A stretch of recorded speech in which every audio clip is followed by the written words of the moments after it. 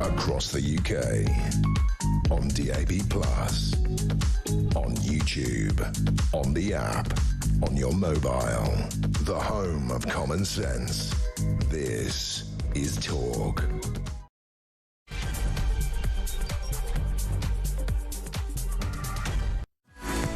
Do you know something? If you're watching on the TV, on YouTube, you will see that I almost forgot to put my microphone on. Asher, who always forgets to do it. Yeah, 30 years and look what happens. OK, so Keir Starmer and Ed Miliband and Sadiq Khan, all of our favourites, are at COP30, which is a climate change jamboree. Bring your private jet and enjoy a discussion about how ordinary people ought to fly less. Fantastic thing for everyone to go to.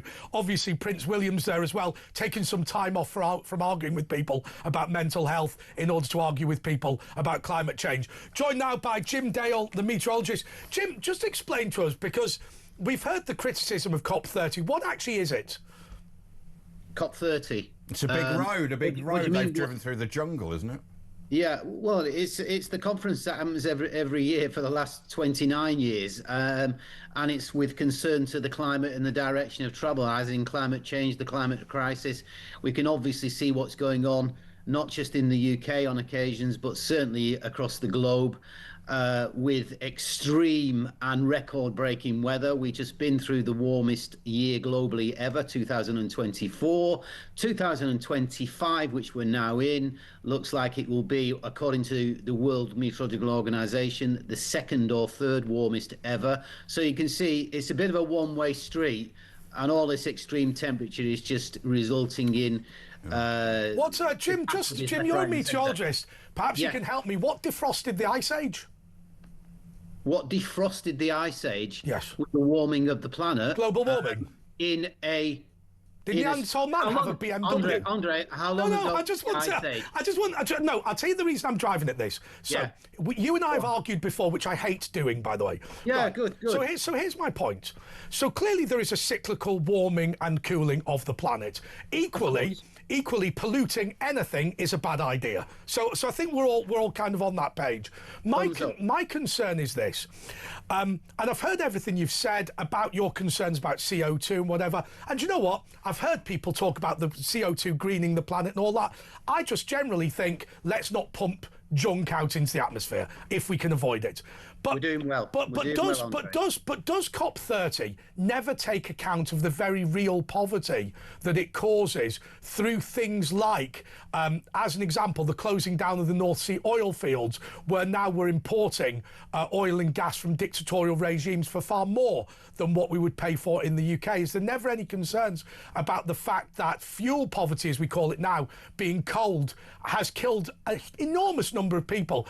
And this idea that what you do is that you pay an enormous amount of money for a small amount of energy is actually something that is really causing significant A, poverty, and B, hunger, and C, death amongst the elderly and children in Britain. So you said quite a lot there, and mainly based on the economy. Of course, deaths are never wanted, whether they're cold deaths or extremes of heat, which you negated to say is also on the rise massively. My understanding, Jim, my understanding is that the number of people who've died from extreme weather globally has gone down. No, well, it depends what measure you actually take. The number of people who are dead. If you're talking about extreme heat, that's going in one direction and one direction only. I think 2020. I can't remember if it's 2025 this summer or the last summer. 50,000 people plus died across Europe. That may include the UK as well to a smaller degree. But look, this is a one-way street as far as that's concerned. So here's my next question to you. Can I answer the question about the economy? Okay, you mentioned the economy. Sure. So Deloitte, who are the financial consultants, very well known, etc. Grossly dishonest people. A year or so ago, they came out with figures that basically said, okay, it's a long way away, 2070, but if we don't get hold of net zero, if we don't make that happen, if climate change continues and the disasters that are occurring because of it continue, the global economy will face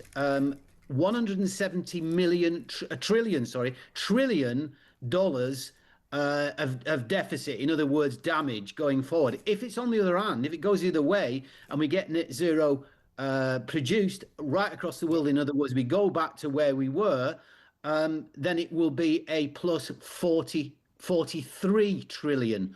So you see, it's not economic madness. It's the bit that I don't get. It's the bit that I don't get. Got all that. So we've listened to accountants.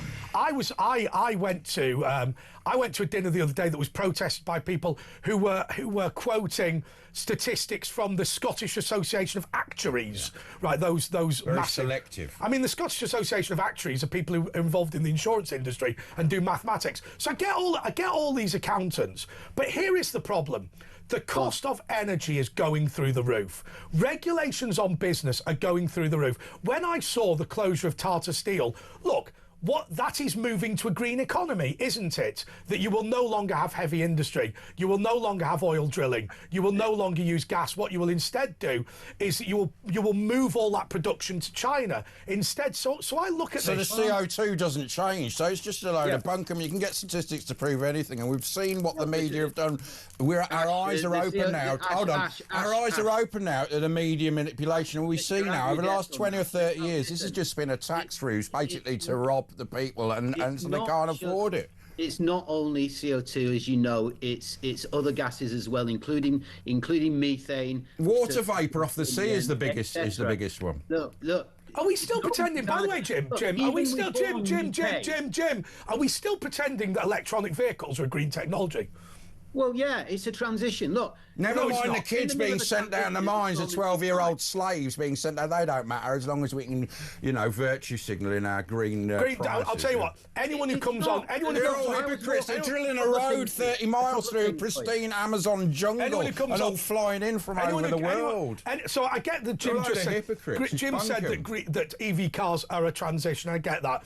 Yeah. Anyone who comes on to this show and says that electronic vehicles are green technology is officially stupid, as far as I'm concerned. Well, the officially stupid is those that first of all, don't believe that climate change is man-made. What we're going through. Well, the climate change isn't man-made. Yeah, there's lots of scientists who get shut down if they say it. Let me just talk for a second. Okay.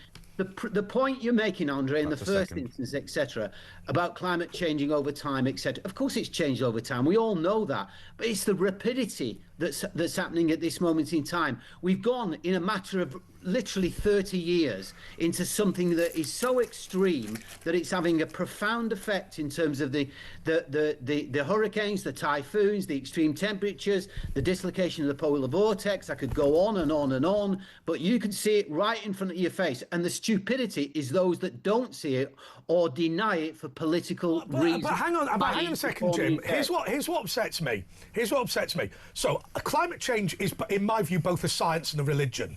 And the reason that I say that is because if you look at it, there is some basis in science to it. There is concern, certainly, about the changing atmosphere and things like that. And of course, they pick and choose what they need for their ruse. What concerns me is the religious zealotry of the climate change movement. I mean, let's just be clear. I mean, the thing that I gave as an example, Greta Thunberg, lo and behold, a child is born to take away the sins of the world. I don't mean to be rude, but we've heard that one before. And equally, when you see this, the science is settled, that is exactly the same as the Spanish Inquisition, exactly the same as the Islamic State, exactly the same as any religious extremist who says we cannot debate this issue anymore. What you have to do is agree with me on absolutely everything. Otherwise, you are a heretic who will be taken off the earth. You will be banned from your institution. Okay. And so that... Look what happened to David Bellamy. My concern is... Allow me to finish. Right. My concern is the religious fundamentalism of the climate change movement. Can't we agree that that is something that is profoundly dangerous? And we have seen the climate change zealots kill people and be quite open about it, saying, well, OK, your ambulance couldn't make it to the hospital on time, but then again, we're all going to die of climate change. You mean the same as the flag wavers in the streets of London stopping ambulances getting through, or the tractors in exactly the same way the farmers? Well, I don't do it on a weekly basis. Exactly. Look, that stopped, as you know. the climate brigade that used to do that don't do it anymore. Yeah, they got bored, didn't they? Moved on to the next narcissistic virtue signaling thing. But look, it's not the crackpots are all on the other side. The 10% of the British nation that don't accept that man-made climate change is a real thing. But do those people actually exist, or have you just invented it because you're a religious fundamentalist? Because I watch people. I follow the science. No, look, you are a religious figure. You're a priest of this religion. A bishop. I'd say a bishop of weather. Because I taught the science. It's you guys. No. Hang on a second. Jim. There's lots of scientists disagree. When you say that it's the 10% who deny all this, then you demonstrate that you are a priest of this religion. And the reason why I say that you're a priest of this religion is very, very clearly this.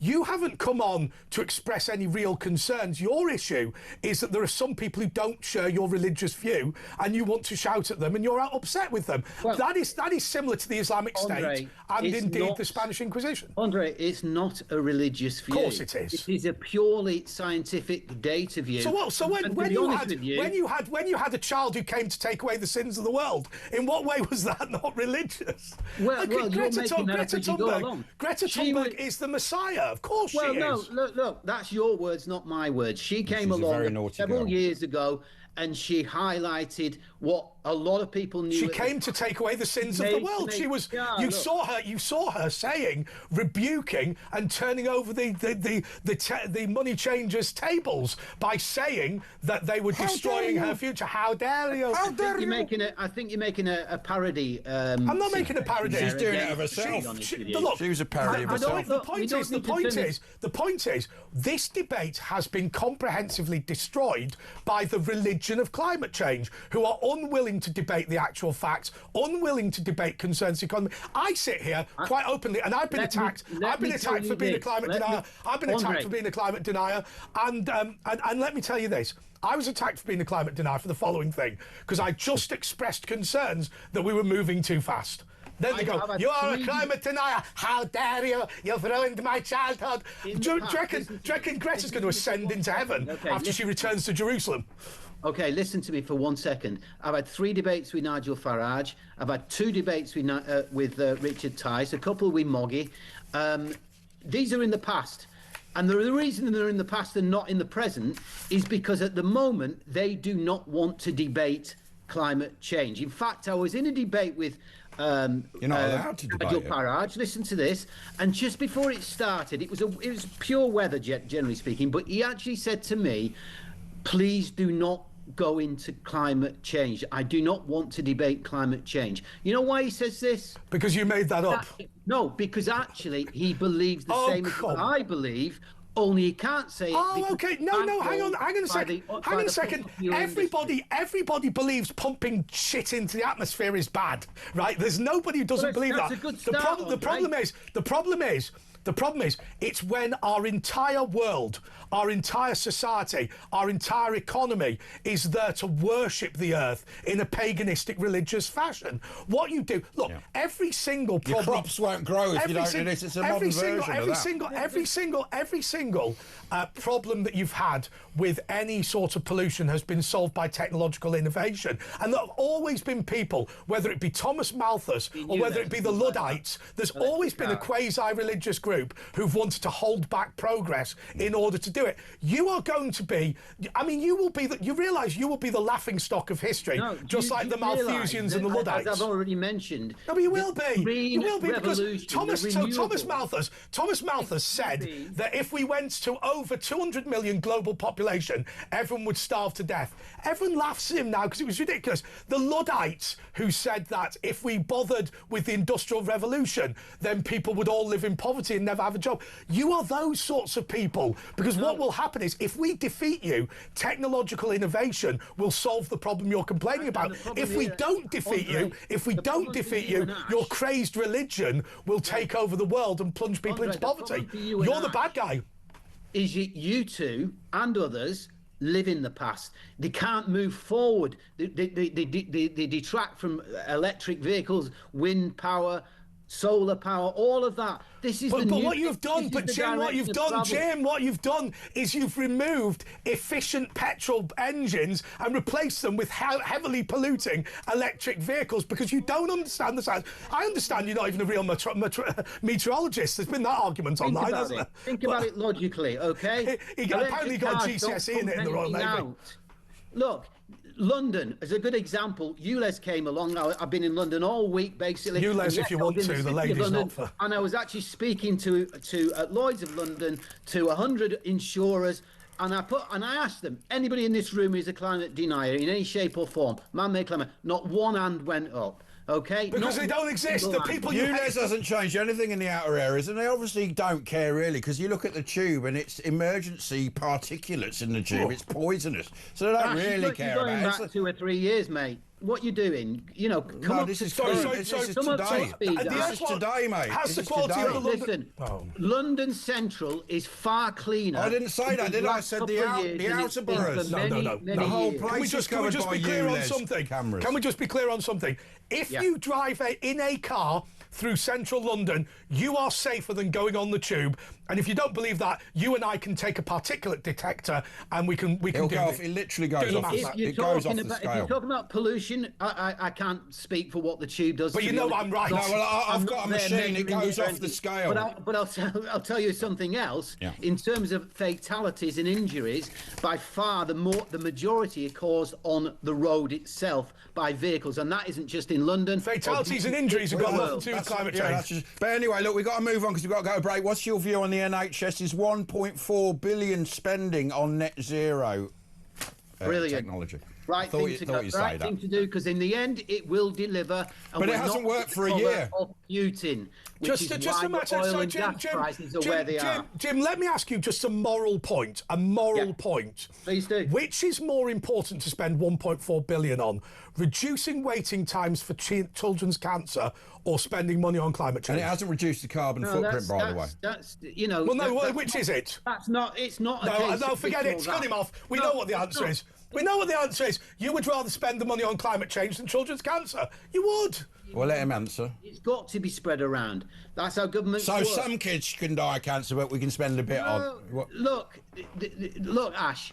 In terms of dying, in terms of fatalities, in terms of the extremes that are happening with our weather going forward, whether it be in this country or other countries, the deaths are coming because of extreme weather and the consequences of it. And you're right, Andre, pollution that goes with it. We've got to get on top of that, and that's why the Green Revolution. He said you're right. He said you're right. Jim Dale, thank you very much. By the way, I will say to everyone, including Jim, the purpose of this interview was to make the point very clearly that you can't spend money on everything. The NHS has already spent £1 billion on climate change and not reduced its carbon footprint, although it's not increased either, so perhaps that was the reason it did it. This 1.4 billion in a finite budget will come at the expense of cancer waiting times. By the way, I did a bit of a David Lammy. I forgot my pot. It was on. I didn't forget it. It was on my other jacket, and I just. He didn't forget it at all. What happened was he forgot the pin to put the paper one in. You never forget. All right, especially not with this luxury pop. Thank you so much to Jim Dale. We'll be back in a moment, and we're going to be talking to Reform's George Madrick.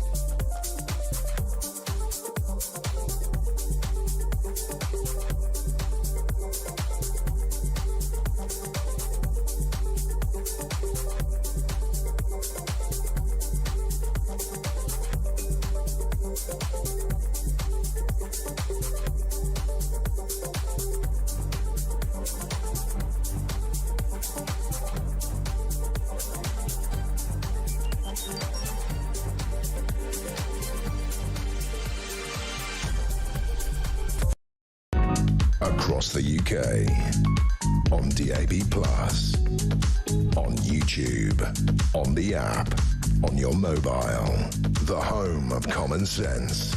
This is Talk. Okay, this is Talk, and we've got George Madgwick, who's the leader of Reform UK in Portsmouth. George, I'm going to broadside you with a story here, which is off my YouTube channel, which people can find. I was talking about the fact that there has been a report today that there are 3 prisons that are only half full and a further 6 prisons that have 25% capacity left. Now, that's a story from the Daily Express, which I won't bother explaining to you in full. I think you've got the basics and you know that I've broadsided you with it. But I say that there is now a deliberate strategy by this government to let out foreign offenders, because we've seen them let them into the country. We've seen other news this week that you can claim asylum if you've been in prison for less than 12 months. And now 40,000 people get let out of prisons when we have capacity within the system. I worry about this. I think they're doing it deliberately. Yeah, thanks for the sideswipe of the articles, but you know, that's an interesting statistic. I think, look, Labour have been trying to get rid of or make more space in prisons quite publicly, haven't they? They've been releasing offenders really early. That's been a for just real the general public who tweets something, they need room for that. Well, it appears that way, and it appears that they've kind of, if what you're saying is accurate, that they've kind of maybe released too many people to make a lot of room for some reason that we don't know. They're political enemies. They got that mortuary tent, do you remember, with room for 700 people? I'll tell you what, why don't we explore what Ash has just said? Because, George, you've got to be balanced in your position as a local councillor. I understand that. But the viewers and listeners to this show believe that rightly or wrongly believe, that Keir Starmer and his chums want to flood the country with foreign criminals in order to outvote them for whatever reason. They believe that Labour wants this country to lose, and they look at things like the Chagos Islands, the European Union surrenders and things like that. But they believe that we are making space in order to prosecute the political leadership of ordinary working class patriots in this country. Now, look, is this a crazed conspiracy theory, or do you in your seat worry about that? What I do worry about is, and I think this is definitely evident, is that there is, I think it's undeniable at this stage that there is a 2-tier policing system in this country. When we're seeing the methods of police in a protest and the amount of arrest on one side, and then the other side there's basically no arrests and no charges at all. So I think undeniably we are seeing a 2-tier justice system in this country now, and I think that that's something that probably nobody can deny at this stage. And look, at the end of the day, politicians want to win elections, and politicians across the nation of every party over the last decades or centuries have bent the rules to their sway. And I think Labour are struggling and probably looking at any options they possibly can. And but this is the problem, isn't it? They're not meant to be. They're meant to do the best for the country. This is where it's all gone wrong. They're only just doing the best, as you say, to get voted in and fill their boots, basically. That's right. They're looking at their own interests, which is completely and utterly wrong. And I think, you know, you would be right in the assumption, viewers at home would be right in the assumption that the majority of the foreign people that are allowed to vote, that come over here, are allowed to vote, would probably more than likely vote Labour. So there definitely will be an interest. I mean, I always look what happened to New York. I always think, George, there's this ultimate red herring, right, which is called Tommy Robinson, right? It's a red herring as far as I'm concerned. Now, explain why it's a red herring. Because, look, I don't care who campaigns for what or whatever they do, right? My concern is that it's always about, in this country, shooting the messenger, right? So what Keir Starmer wants to do is not address any of the issues that Tommy Robinson brings up, doesn't want to address any of the issues that Reform brings up, doesn't want to address any of the issues that people online bring up. He instead just wants to prosecute them.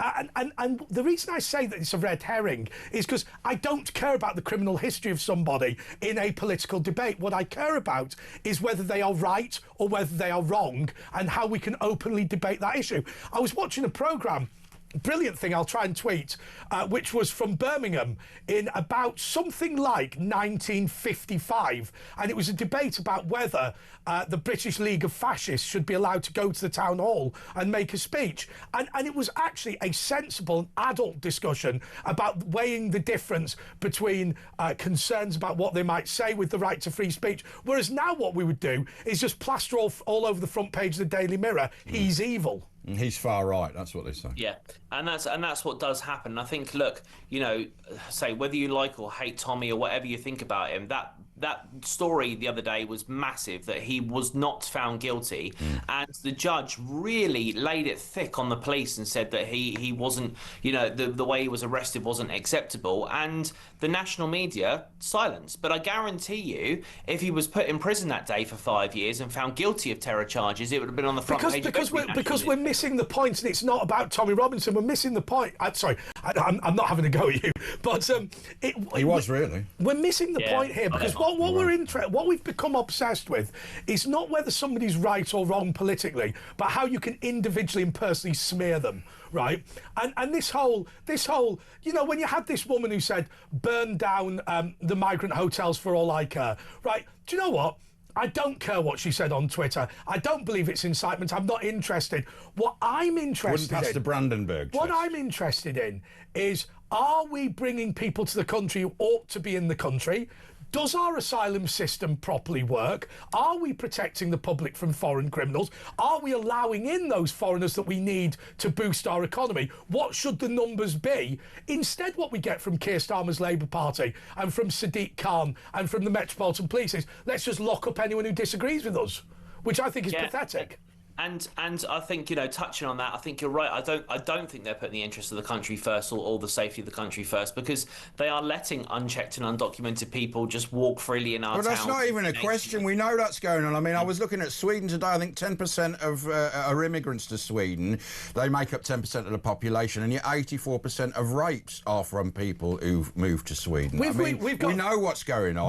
We don't need statistics now. We can just see it with our eyes. You know what I mean? We've got a theory, George, by the way, which is this, that the reason why foreigners commit crime in Britain more than British people has got nothing to do with whichever foreign country they've come from. It's a combination of two factors, we think. Well, it's probably where they come from, the cultures as well. What I think is, point number one, the people who come to this country illegally, or even those people who come legally in many cases, if you have a low-quality immigration system, are people who are at bottom of the pile in their own country.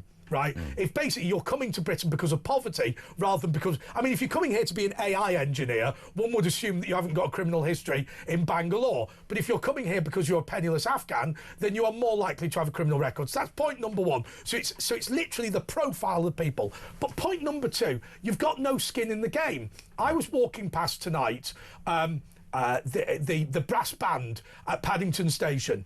Now, when I looked there, you know, the people that were there were all sort of British people and whatever, because and the reason for that is very, very simple. It's not Bangladeshi heritage, it's not Pakistani heritage to watch a brass band. Similarly, you are not going to be able to, if you integrate into a community, you are less likely to commit crime. You are less likely to integrate into a community if you speak Urdu and can't talk to your neighbours. In the main, young men, and you know, when I was a young man, when you go abroad, you go a bit crazy because you're in a new place. You know, there's so many, and also it is cultural. A lot of these places, you know, they don't treat women well.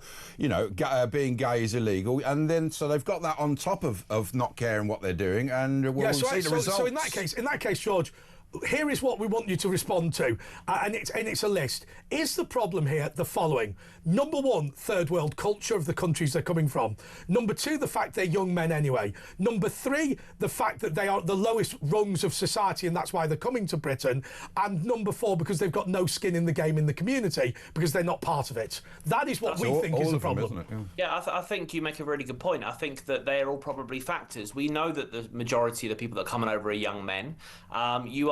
And it's not actually a thought I thought about, but you are probably hitting the nail on the head here, that they are probably the lower rings of society in their own countries, because, as you say, if they were a respected, high-earning member of their own society or community in their own country, they more than likely wouldn't flee. A lot of them, by the way, some of them are on the run, and Isabel Oakeshott did an expose on talkTV, and there was the guy who got, I think it's ongoing, but he went in and got some chicken in a migrant hotel, and the police raided his house, grabbed his mother who's got Parkinson's, go get down these stairs and all that. A bowl of pasta worth about 77p. He had 5 police raiding him, and this guy who'd been in hotels, he used to work there, and he said this guy who was a bit deranged said he'd come here because he'd killed his wife. You know, I don't know if it was Bosnia or somewhere, and he reported it. And anyway, so it never went any further. And Talk sent an email to the Home Office, and they said this is very irresponsible. You haven't sent any information on this. I mean, that's just amateurish. Like the BBC, they should be going, oh, thank you for that. Can you please give us details so we can identify him? You know, they're just trying to get out of everything. It's obvious what's going on. We don't know who these migrants are, but we know they're definitely not rapists. I mean, that in of itself is ludicrous. It's a continuation of the systemic cover-up system that we've got in our institutions. I mean, I really had hope over the summer when that KC report come out that literally said that there was institutional cover-ups and that the authorities had a duty of care now to not do that proactively. But we're still seeing it, right? We're still seeing it. Well, they're in the government now. They're not going to... They're the ones who are responsible for it. Of course, they're not going to go with it. They're going to stifle it every time. But at what point are we going to get to where enough is enough? And I mean, I think probably 4 years' time. What? So, by the way, just on the point of who you bring to the country, I have a friend of mine who's Pakistani who made the point that most Pakistani people who come to the UK come from very working class or poor backgrounds, badly educated and with a small amount of money. And he made the point, he said, Andre, always remember something, not everyone in India is a doctor. We went to India, and that stereotype of the Indian doctor is because we went to India and recruited doctors. We went to Pakistan and recruited people who were at the lowest financial ebb. That's the reality of it. Yeah, and look, as we know, there's good and bad in all societies. I mean, including our own. No one's perfect, and no one's. Yeah, but some societies are worse than others, aren't they? Exactly that. Some societies are worse than others, and some cultures just simply clash. Going back to your point earlier, cultures do clash. What's acceptable in their country is simply not acceptable in ours. We respect our women over here. We believe that all women should have equal rights to men over here. But only last month, Tower Hamlets approved a family fun day race where women over the age of 14 weren't allowed to take part in it. That is not... It was interesting. It was interesting to see, and we're going to go to a break now, but it was interesting to see Hadish Kabatu when he went back to whichever country he'd come from. I think it was Eritrea, I might be wrong. And basically, he was quite open about the fact he'd groped a 14-year-old and was clearly quite bemused that was illegal in Britain. Now, I'm not defending Hadish Kabatu. I'm not defending him. But at the same time, clearly groping a 14-year-old in his country is something that's quite normal. And therefore, why would we expect him to know it's not acceptable in Britain? And there layeth the problem, my friend. There layeth the problem, because they simply shouldn't be allowed within our communities until they do understand what British values are and what our British... Yeah, but even then, you're not going to change, if it's what they believe, they'll go, oh, yeah, don't worry, I won't do that. And then they'll go, well, I don't, I'm just lying to say that. Anyway, look, we've got to take a little breaky. 0344 499 1000. Broken Britain. George is staying. He's the leader of Reform UK in Portsmouth. We're going to be talking about Rachel Reeves in a bit. Didn't she forget to do some council house licence recently? Anyway, it's me and Andre at Andre JP Walker at Virtual Ash. We'll be back in a couple of minutes.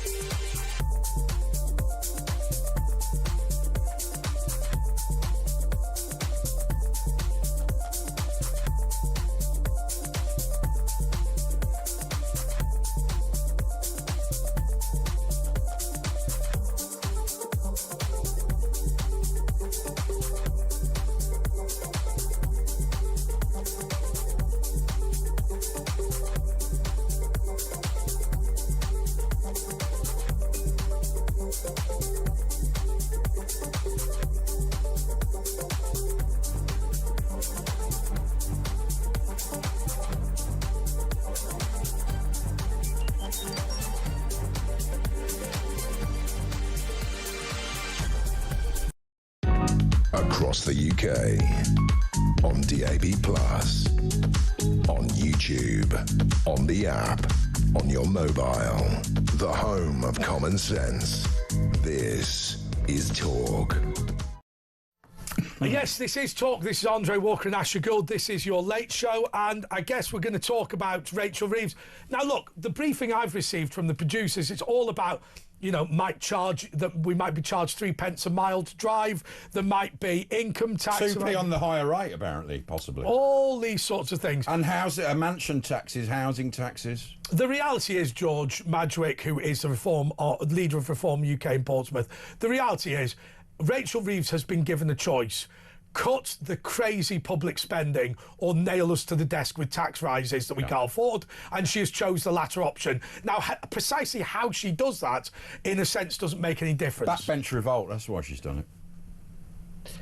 I think that the second that Rachel Reeves decides to put up income tax at the budget, she needs to resign that very second. I think the second that a party, any national party that is, renegades on a major manifesto policy such as this, which will be the highest tax increase we've had since the 50s, I think it is, she has to resign. Her position is no longer Well, tenable. we're paying the highest tax rate for 75 years, and that was during Rishi Sunak, so it's a lot more than that now. Literally, it's crazy. And it just seems like with the Labour government, they're just not sticking to anything in their manifesto whatsoever. Well, look at the hypocrisy of her. I mean, she's Chancellor, and yet she rents her house out and doesn't get a licence, which she full well knew about because she's her Leeds constituency. She tweeted, "Oh, I'm glad to see they're going to bring licences." So she knew it existed. We know what happened, and yet nothing happened to her, of course.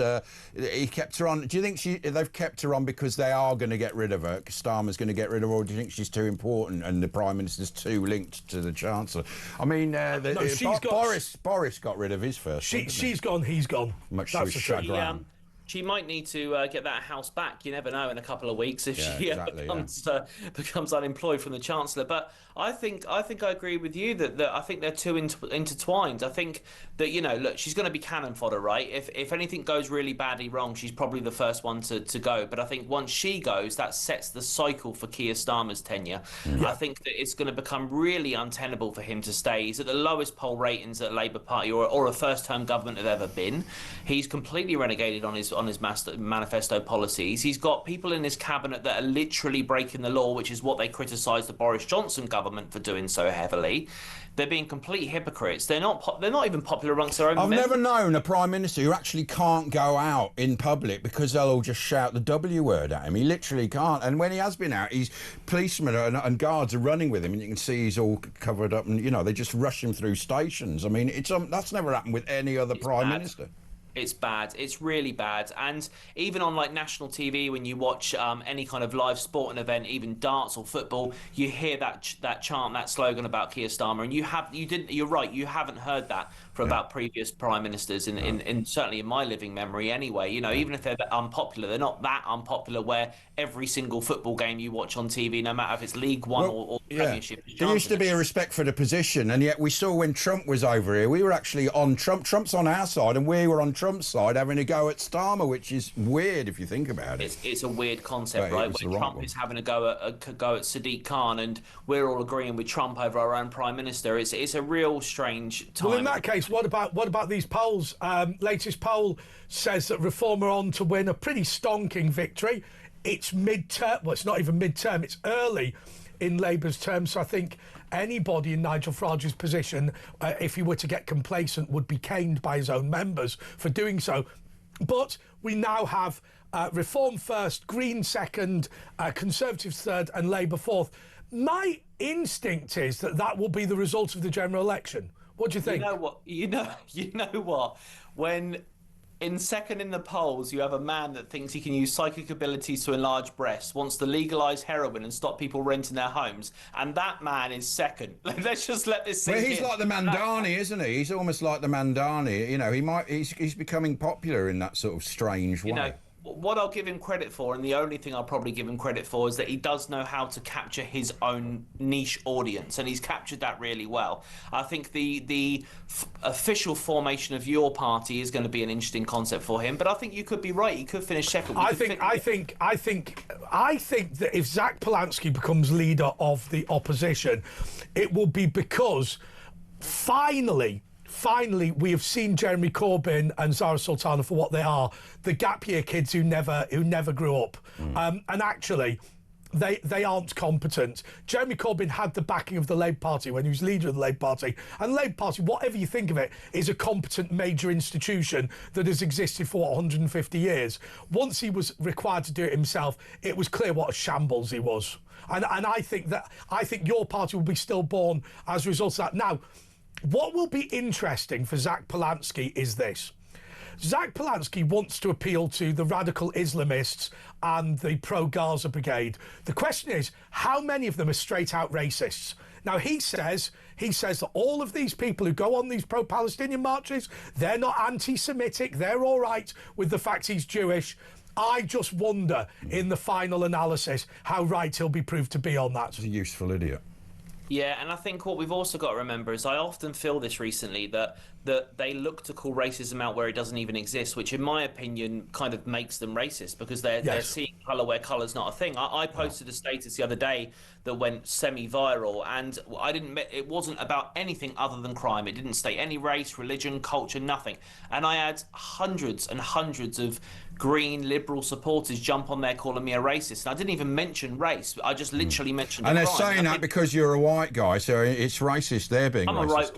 I'm a white reformer, right? So I must be racist. That's not even the reformer. You're white. You're born racist. Yeah, it's got into that mentality now, and I think the Green Party and the protesters, and certainly the Green Party in Portsmouth anyway, their hypocrisy is crazy. And as soon as you go to them and say, look, you support LGBT rights and trans rights, they're like, yes, and I'm like, but you all support Palestine and people coming over here. But if you put those people in Palestine, they'd be murdered or put in prison. And all they do is shout racist at you there because they've got no argument. So they've got no argument because it's illogical. It's completely illogical. They're not sensible. They're not, in my opinion, they're not serious. I'm sure they think about the same about me. But I think we are going to get into a potential scenario where you have reforms. But here's the thing about you, right?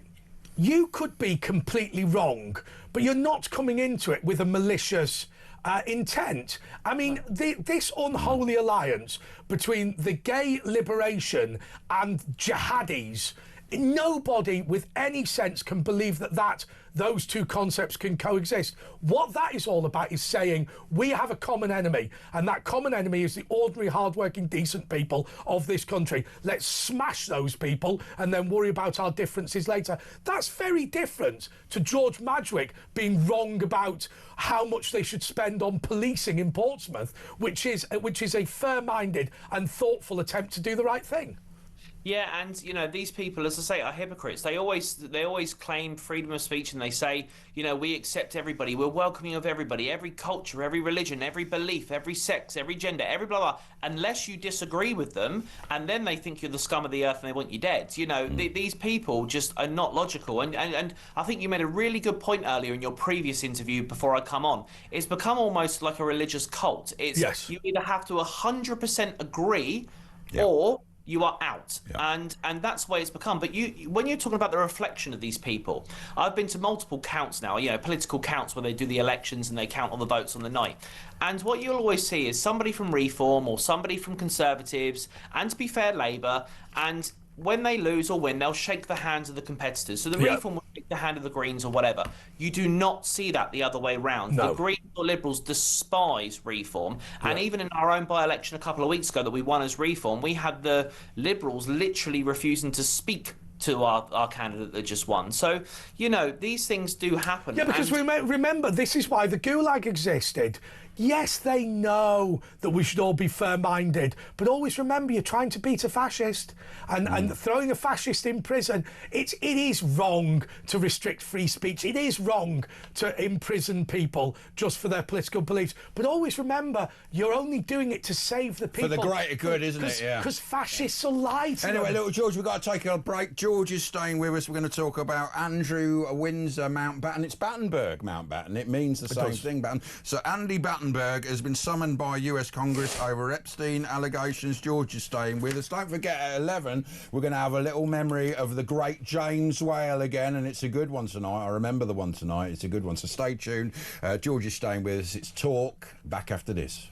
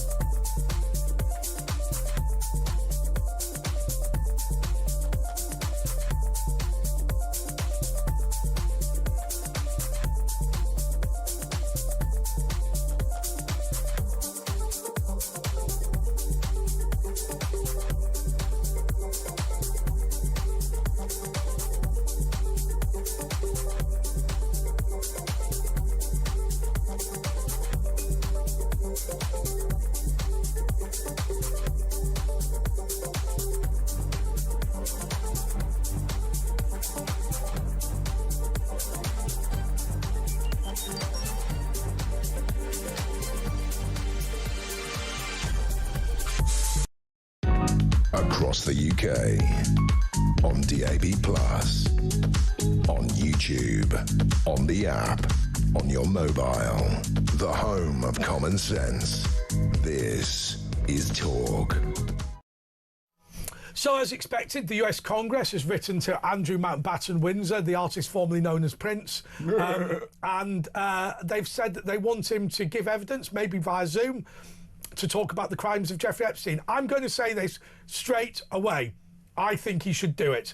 And I'll tell you why I think he should do it, because I believe, even though he denies it, Virginia Giuffre, that he slept with her. Also, she was over the age of consent. Not in America, though. I think it was all happened.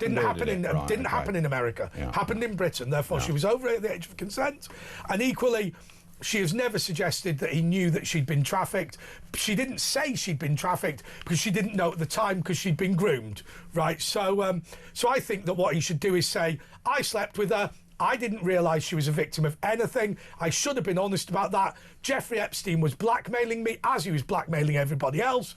And I think he should then say, I'm now going to help the victims by exposing the full inner workings of Jeffrey Epstein, who he was connected with.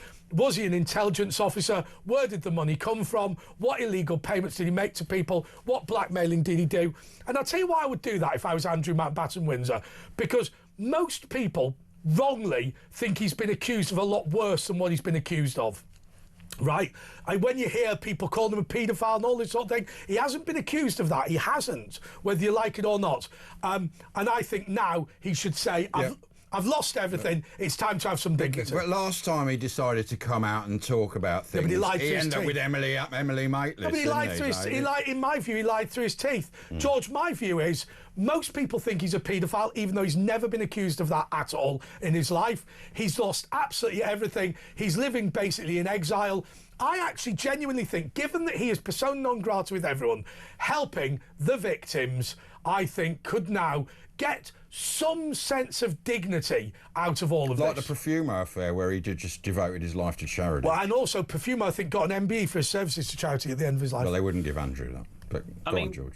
What has the man got to lose at this stage? Yeah. He literally, I mean, his house. He's still got more than most of us. Let's make that clear first of all. But in his world, in his for him, it's idea dreadful. of reality, what else does he have left? He's got his teddy bear collection on his bed, hasn't he? And also, let's be clear, George. Being unable to walk the streets for fear of being thumped for being a nonce is pretty bad, right? For anybody. And also the fact that he knows he's never been accused of child sex offences, and nonetheless everyone believes it, that's pretty bad, right? Do you know what he should do? And I've said this for a couple of weeks now. The man should do a live lie detector test. That's what he should do. Because then but he doesn't sweat and that. He has different physiology to normal people. That's what he should do. If he is genuinely clear, if he's genuinely honest, if he genuinely, he's not. But hang on, George. I see this completely differently. If he were guilty of everything Virginia Giuffre had accused him of, he wouldn't be that guilty, right? And I'll tell you why. She accuses him of having sex with her when he believed it was consensual, right? Going to a nightclub with her when she was 17. Well, I think most people, certainly when we were younger, have been to nightclubs with people who blagged their way in under the age of 18. I mean, I didn't do it when I was 35, but fair enough. Okay, but then hanging around with Jeffrey Epstein at his house, what was that? Unwise but not illegal, to quote Philip Schofield. Actually, he could then say, all of the allegations she has made against me are true, all of them. But now I'm going to tell you, this guy was a former CIA agent, as an example, who deliberately used his professional training when he left the service to blackmail people. He wouldn't know that, would he? Well, there were cameras all over. They raided his man. Also, he'd be proven to be a liar in the first case. It would never happen. Well, of course he was a liar. But he's never going to admit that. But let me just make this point to everyone. How many people do you know who have spy cameras in every room of their house? How many normal people are like that? That long lens zoom photo of Jeffrey Epstein and Andrew Mountbatten Windsor in Central Park. I think it's clear that Epstein was a blackmailer, and if one of his victims of blackmail came forward and said, do you know what I did? I slept with somebody I shouldn't have. Epstein had the video and blackmailed me. I think that would be a noble thing to do. I think that there probably is more to uncover than what we even realise, and I think that might be his problem. I think he might be worried about the repercussions. If I open this, who's going to open that against me? We know that it's never going to happen. Never done. Look, we know that Jeffrey was a very well-connected man that had a lot of influence over a lot of incredibly powerful people who would shudder at the idea of Andrew speaking, and that's purely why I don't think we'll ever see Andrew. So let me now ask you, as a local government officer, one of the big local government stories this week, God, you don't often say that, is Aston Villa and the Safety Advisory Group. If a Jewish team, let's not call it Jewish, if a Israeli team were to play, a lot of Muslim players, play in Portsmouth, you would be under significant pressure to not allow the match on the grounds of hooliganism or racism or something. But in reality, the local imam would whip up a lot of hatred. What would you be saying to Portsmouth Council? Because I think what Portsmouth City Council would say is, Birmingham have set the precedence now. No Jews in our town. Yeah, and that wouldn't be happening under a council that I lead in any capacity. We would go ahead with it. At the end of the day, the police have got a duty to... I think it's disgusting. I think it's a national shame and disgrace, in fact, that the police in this country cannot guarantee the safety of travelling supporters for any... Well, that's not true, because they could have. We know what, as Andre said, there was pressure. It's the communities in Birmingham. They didn't want Israelis. They didn't want Jews coming to Villa, and they were, stamping their territory. Sod pressure. I think politicians that can be influenced by pressure of groups shouldn't be politicians. It means they've got no backbone or spine. At the end of the day, we're elected by our people to represent our people and to be fair and balanced. And at the end of the day, I would never let any community of any description. Well, I think what you would say is, it is not my place to ban Jews from Portsmouth. It's my place to ensure it's a safe city for everyone. And there's no communities. There's a British community, and that's it. We don't have separate communities. Well, we do now. Let's be honest. I mean, look. That at the end of the day, it would never ever happen under a council I lead in a million years. And how likely? And just a matter of interest, when is the election in Portsmouth? How likely are we to see a reform council? Because instinctively, Portsmouth, I assume you probably will go reform, won't you? Well, it's interesting. You've got a Liberal-run council as a minority at the moment with two Labour MPs, but it was a big Brexit voting area. There was a rise of UKIP back in 2014, so it has got precedent of doing so. Look, at the moment, there's two parties that can walk away because we do it in thirds, so we elect 14 councillors every year. So we can do it in thirds. It's between Reform and Liberals in May, and we shall see how it goes. Polling at the moment, local polling, is showing that we're going to win 12 of the 14 seats. Wow. If we do that, we will more than likely be able to take the council by one. Thanks, well, that's George Madgwick. We've got to go now, but we're back with the whale, the great whale, and Barrister Stephen Barrett talking about Lammy and going through the papers with us.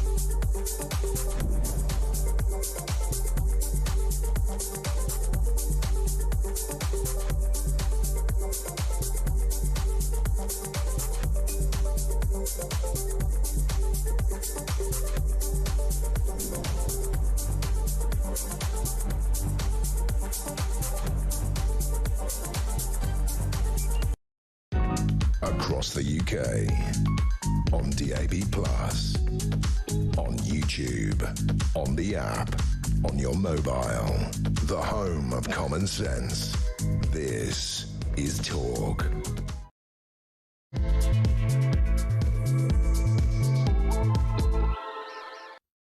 Well, as you know, I took over this show from James Whale, the late, great James Whale, as part of our commitment to remembering the legacy of one of the greatest broadcasters. We always play a clip of him on Friday night at 11 o'clock. And like with every week, it falls to his good friend and supporter and partner in crime, though not illegal. It falls to his partner, Asher Gould, to introduce it. Yeah, and tonight, going a couple of years back in the time tunnel, it doesn't seem that long ago, and when we spoke to pro-Palestinian... Well, we're all pro-Palestinian. Sort of, it's the wrong... You know, it's Hamas supporting, really, or terrorist supporting. Pro-Palestinian activist Fiona Lully to find out why Britain is becoming more anti-Semitic, and it didn't go down too well. Run VT. I cannot understand, and perhaps you can actually explain to me, why we seem to have so much anti-Semitism in this country at the moment, mainly amongst younger people.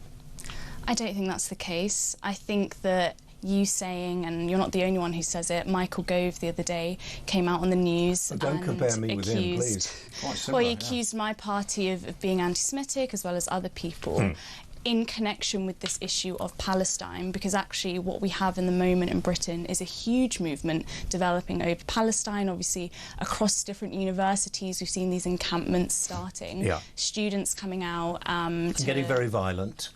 They're not getting violent, actually. Not. I've seen some. Or did you see the video of the police in Oxford just a couple of days ago arresting students and assaulting students? They weren't assaulting in them, America they were arresting them. And if a policeman arrests you, the best thing to do, and I've been arrested once or twice, the best thing to do is just to go quietly, okay? Rather than telling them to, well, whatever the students feel they should be able to tell a policeman, if they're going to put the handcuffs on you, let them do it, take you to the police station, sort it out there. If you want to fight, then they'll probably have you admit that police are being violent then? No, I don't. I admit that the police... I don't think they're being tough enough. I think the people who are screaming from the river to the sea, death to Jews, various other horrific things that I know you probably deny, but they keep on shouting them. It's and never about any other warfare. And they aren't shouting them in that. They aren't shouting them in that video. And that's, they project it onto the Big Ben, didn't they? The video bit showed a policeman fairly strenuously arresting a couple of guys, or a couple of policemen. It's on all of the protests. Well, then don't go and make such a nuisance of yourself. So you don't think people have the right to protest? Not in that way. Not in a violent way. Not in a violent way. I think really what this represents is the media. Because you're quite young and you've got no idea what you're talking about. Right. So the media and other people are doing everything they can to shut down people talking about That's rubbish. What's happening. We've got you in here. You've just done it now. You're speaking over me. Well, we've actually got you here. We wouldn't even have you here if that was okay, sure. So what I'm saying is that the police and Suella Braverman and other people have tried very, very hard to clamp down on the Palestine movement, and that's really what makes you angry. That's what makes other people angry, is the fact that actually the Palestine movement is growing, despite the fact that you and others keep trying to smear it. But they attack counter-protesters. We saw the Iranian guy. They attacked him, didn't they? And it doesn't work anymore. It doesn't work anymore. Listen to what I'm saying. They attacked the Iranian guy who was protesting, saying Hamas is terrorists, which obviously... I mean, do you agree they're terrorists? The question of Hamas is not relevant to why the Palestine movement is taking place. No, but hold on, you're not helping Palestinians either. They're a terrorist subjugating government. I'm actually they're killing Palestinians. Every day. They're killing Palestinians. Every single day. Who is killing Palestinians? Hamas. The Israeli state. Hamas. The Do you know what Hamas are? They're a terrorist organisation. They're an authoritarian. They cut the heads off their own people. Just a minute. When were you last actually in that part of the world? What, I haven't been to Palestine. I don't need to be to Palestine. Okay, that's very good. There's many Palestinians. Can I just say something? There's many Palestinians who cannot go to Palestine because of the policies of Israel, who are backed by Western imperialism. That's what this is about. This is not about it. And when you make it, it's not about it. It's not about America and Britain. Most of them are Arab Jews that came to Israel. Most of the Jews in Israel came from the Arab lands when they were kicked out. How are you convinced? Because what you're convinced by is the Hamas-generated social media. Well, they are doing a great job, by the way. They're doing a really good job on social media. Well, they've admitted the 35,000 figure is wrong now. But you're believing everything you see on social media rather than things when a super brain like myself says it. Joe Biden this week. Joe Biden's an idiot. Is he also an agent of Hamas then to you potentially? No. Because he said that he gave Iran $6 billion. He gave the figure of 30,000 people dead in Palestine. But that's been debunked. That's been debunked by Hamas even. Okay. Sure. Can I ask one question? You're actually not informed about that. Can I ask one question?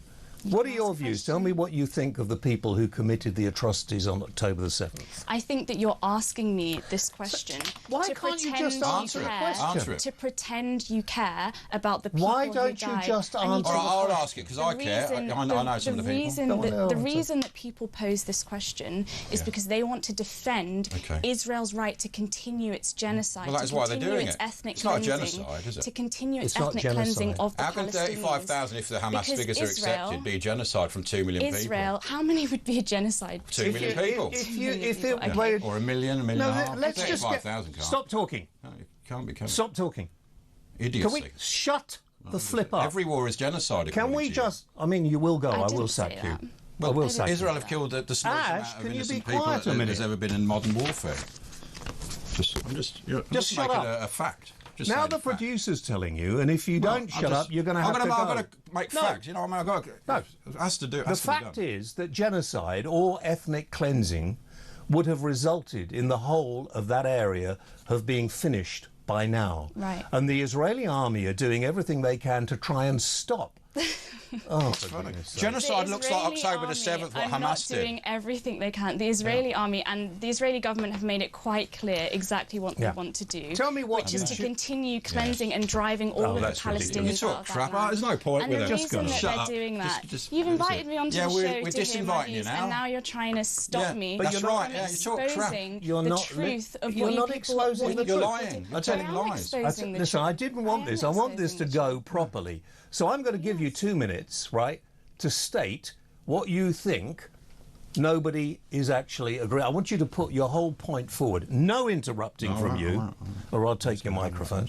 And just make everybody know.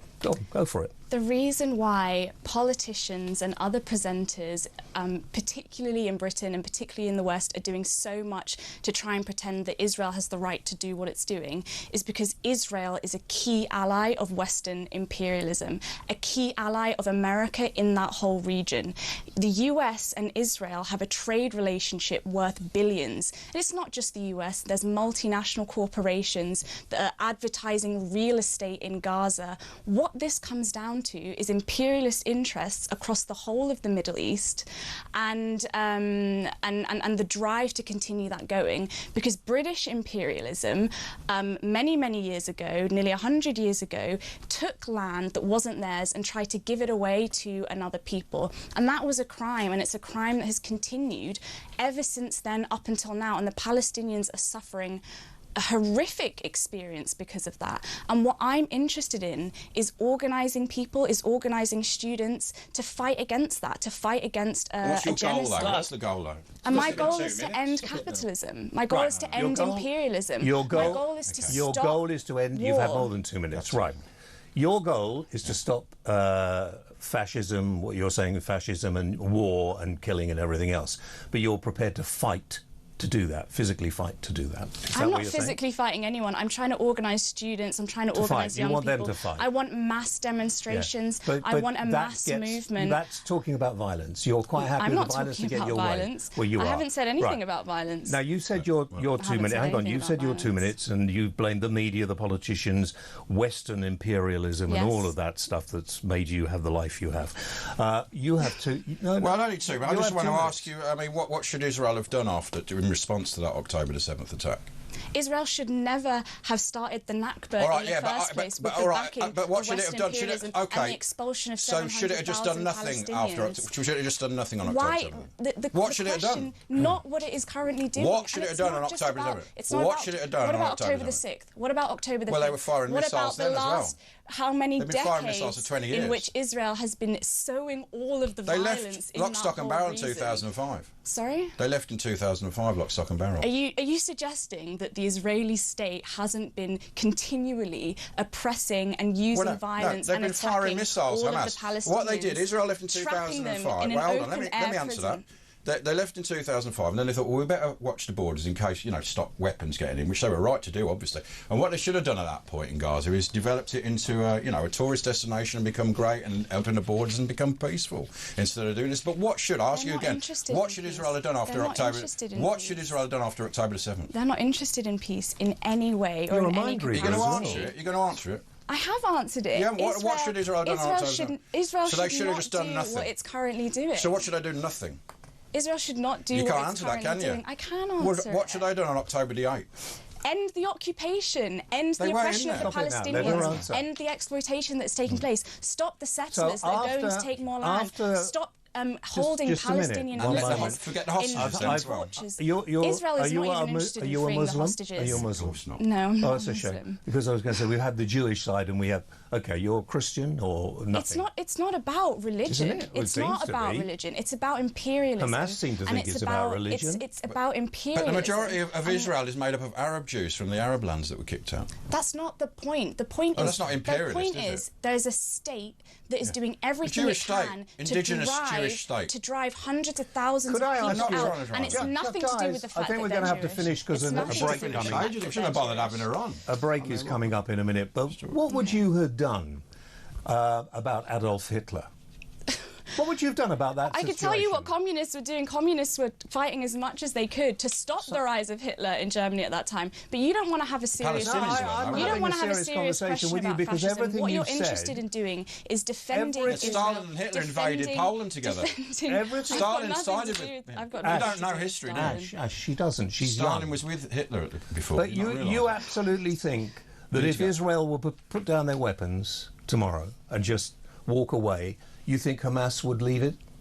I think that in order for there to be genuine peace You're not answering across the that question, whole no. region, Don't answer. we need to end capitalism, end imperialism, Yeah. which is the driving force for all of What the do you do problems as a that are job? taking place there. Do you have a job? I work for the Revolutionary Communist Party, and I organise people, I organise young people and Do you know workers what you're doing, who want don't to you? see Can I be an quite end honest? to Yeah. genocide. You are going. You're not going to be honest. You, but go I'm ahead. being. Everything I say. She's is a mind honest. reader, remember? Yeah. She can read all minds. Everything you're doing is going to cause major conflict in this country. I am not responsible for Everything any people conflict. like you the British and government, who are which promoting is that- supporting and facilitating a what people genocide like you right now, always say. are responsible for conflict because it's true. Why don't you And wanna know live in what? a Other communist people- country? Other people's. Why other don't you wanna people live in a think communist? that. There is no communist country for me If to you go. don't, for me hang to on, go just a and live minute. in. If you don't like living in this country, which obviously you don't, why don't you go and live somewhere where it's better than Britain? Why You've would I slagged live? us Why off. would I live somewhere Well, else when because I can obviously change you the don't like country? this You country. can't Because change it. why would I live somewhere else when I can change the country You can't that I change live in? this country. Okay. You won't change do. Well, anything. let's wait and see because the truth The is wokists are there are going, so and we many are getting back people- to how we used to The defining be. feature of politics in this country is that young people hate the political establishment. They hate the status I have quo. been young. It's not all And about they- young people. and- Why do you think young people have more of a Why do more you of a think say? you have It's more not of a just say? young people. The majority think of young people are more important. The majority But the of people. majority of people the don't majority agree of with peop- you. The majority And you just of laugh a people lot. in Britain don't support what Why the do you government think is this doing is in funny, Gaza. by the way? They don't If support. you had a sensible and serious face, I'd take you more seriously. But you smile, and you're doing it now throughout what I think is one of the most dangerous times. I think we are on the verge of the Third World War. Right. And I don't consider people like you will be of any use whatsoever because you get called up to go to the forces. You won't go, will you? I Will don't you? think we're on the verge of the Third World Well, I War. think we And are, if we- particularly with people who are behaving in Funny, the way isn't it? you Yeah, very are. funny. But it's funny, is it? It's funny. Do you know how many people get killed in a world war? Oh, so you I know do you're care about people dying. I said but that at not the beginning. Palestinians, but you I care lie. about. You're a hypocrite. If you cared about Break people now. dying, Break if you cared now. about people dying, Break. And that's how it ended. It didn't go. Oh look, it's suddenly gone widescreen. Yeah, no, that was the great James Whale. Very prescient. You know, he could see what was happening, and you know, a couple of years down the line, it is coming to pass. So that's James Whale clip for this week. That was a good one, actually. Let's do another one, same time, same place, next week at 11 on Talk. Next, though, we've got barrister, superstar barrister Stephen Barrett. He's going to talk about pressure on Lammy as 90 violent criminals released by mistake. We're going to go through the papers, and he's going to tell us all about the two-tier legal system and what the hell's going on, because you can't get better than Stephen Barrett, barrister, who's with us in 2 minutes.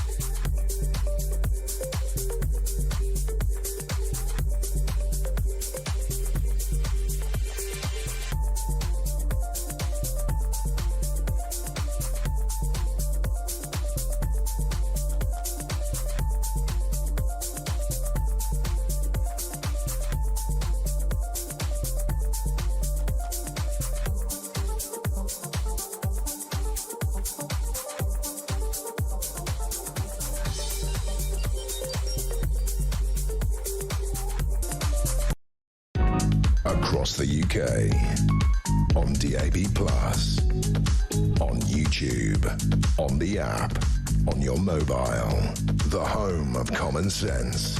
This is Talk.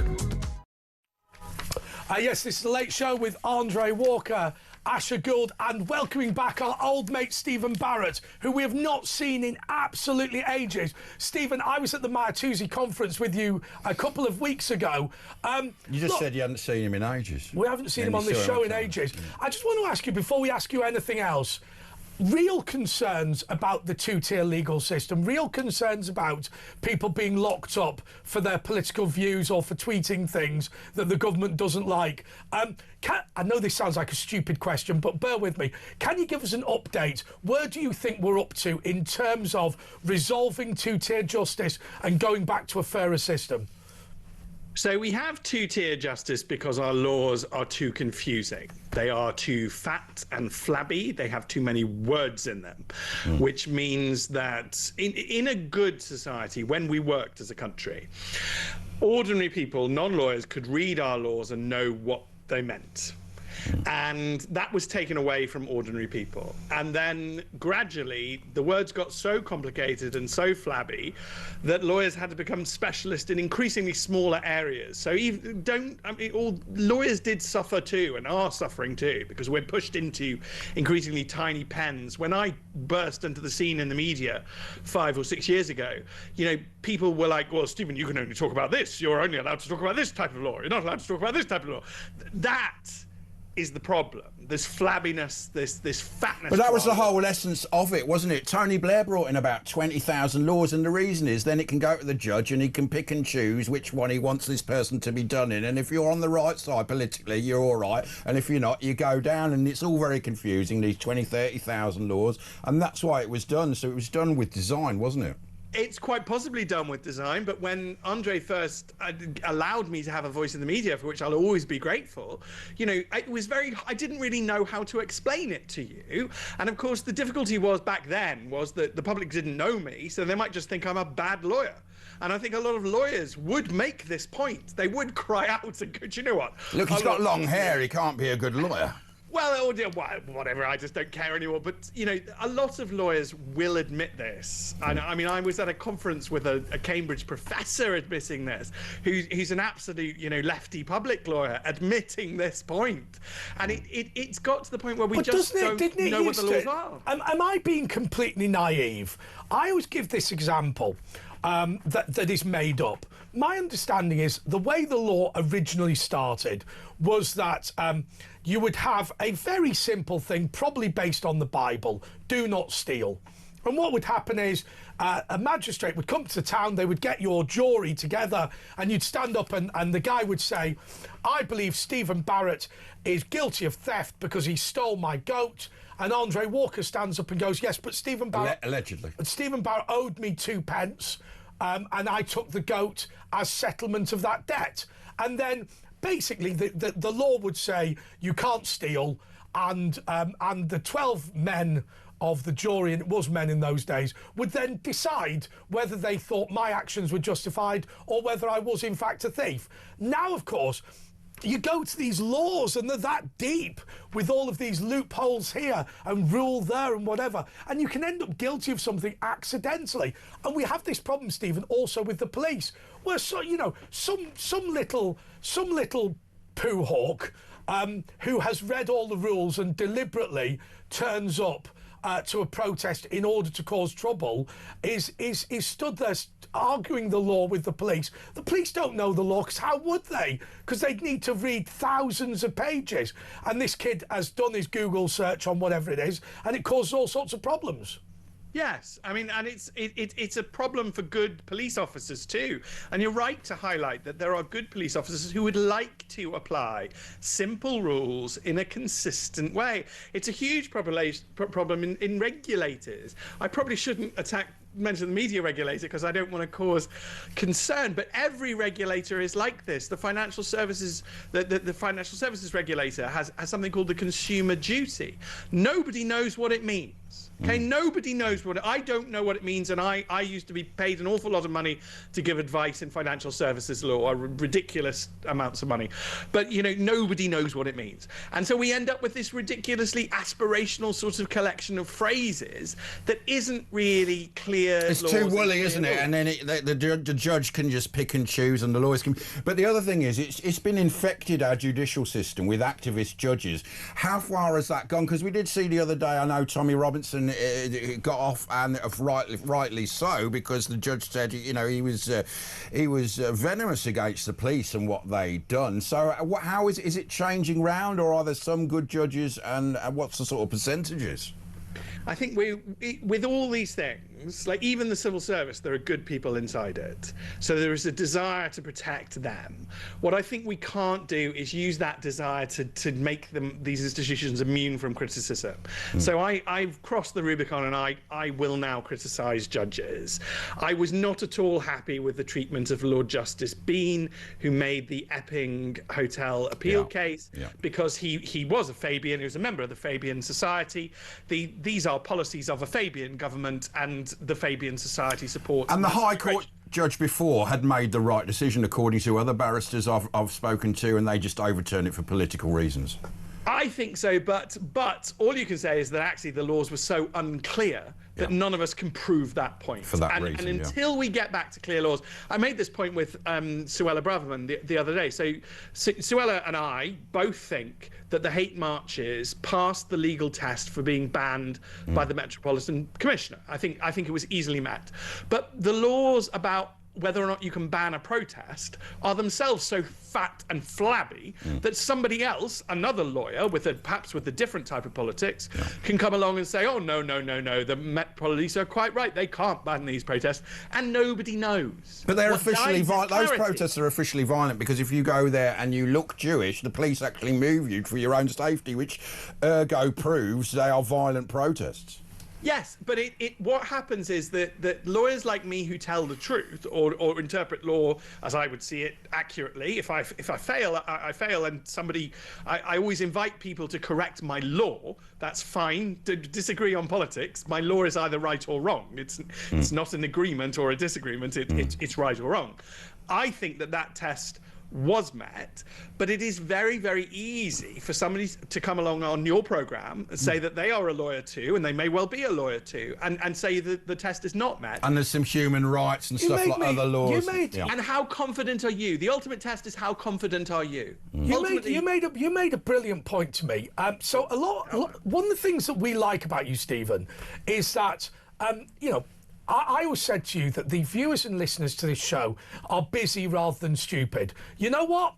There's guys who will watch this show who would whip your ass about building a plumbing system, right? So they may not steal your goat. They might not know the law, but they will be able to deal with any problems of your electrics or whatever. And there's people here who are barristers, and there's people who are lawyers, and there's people here who are local government workers, and so on and so forth.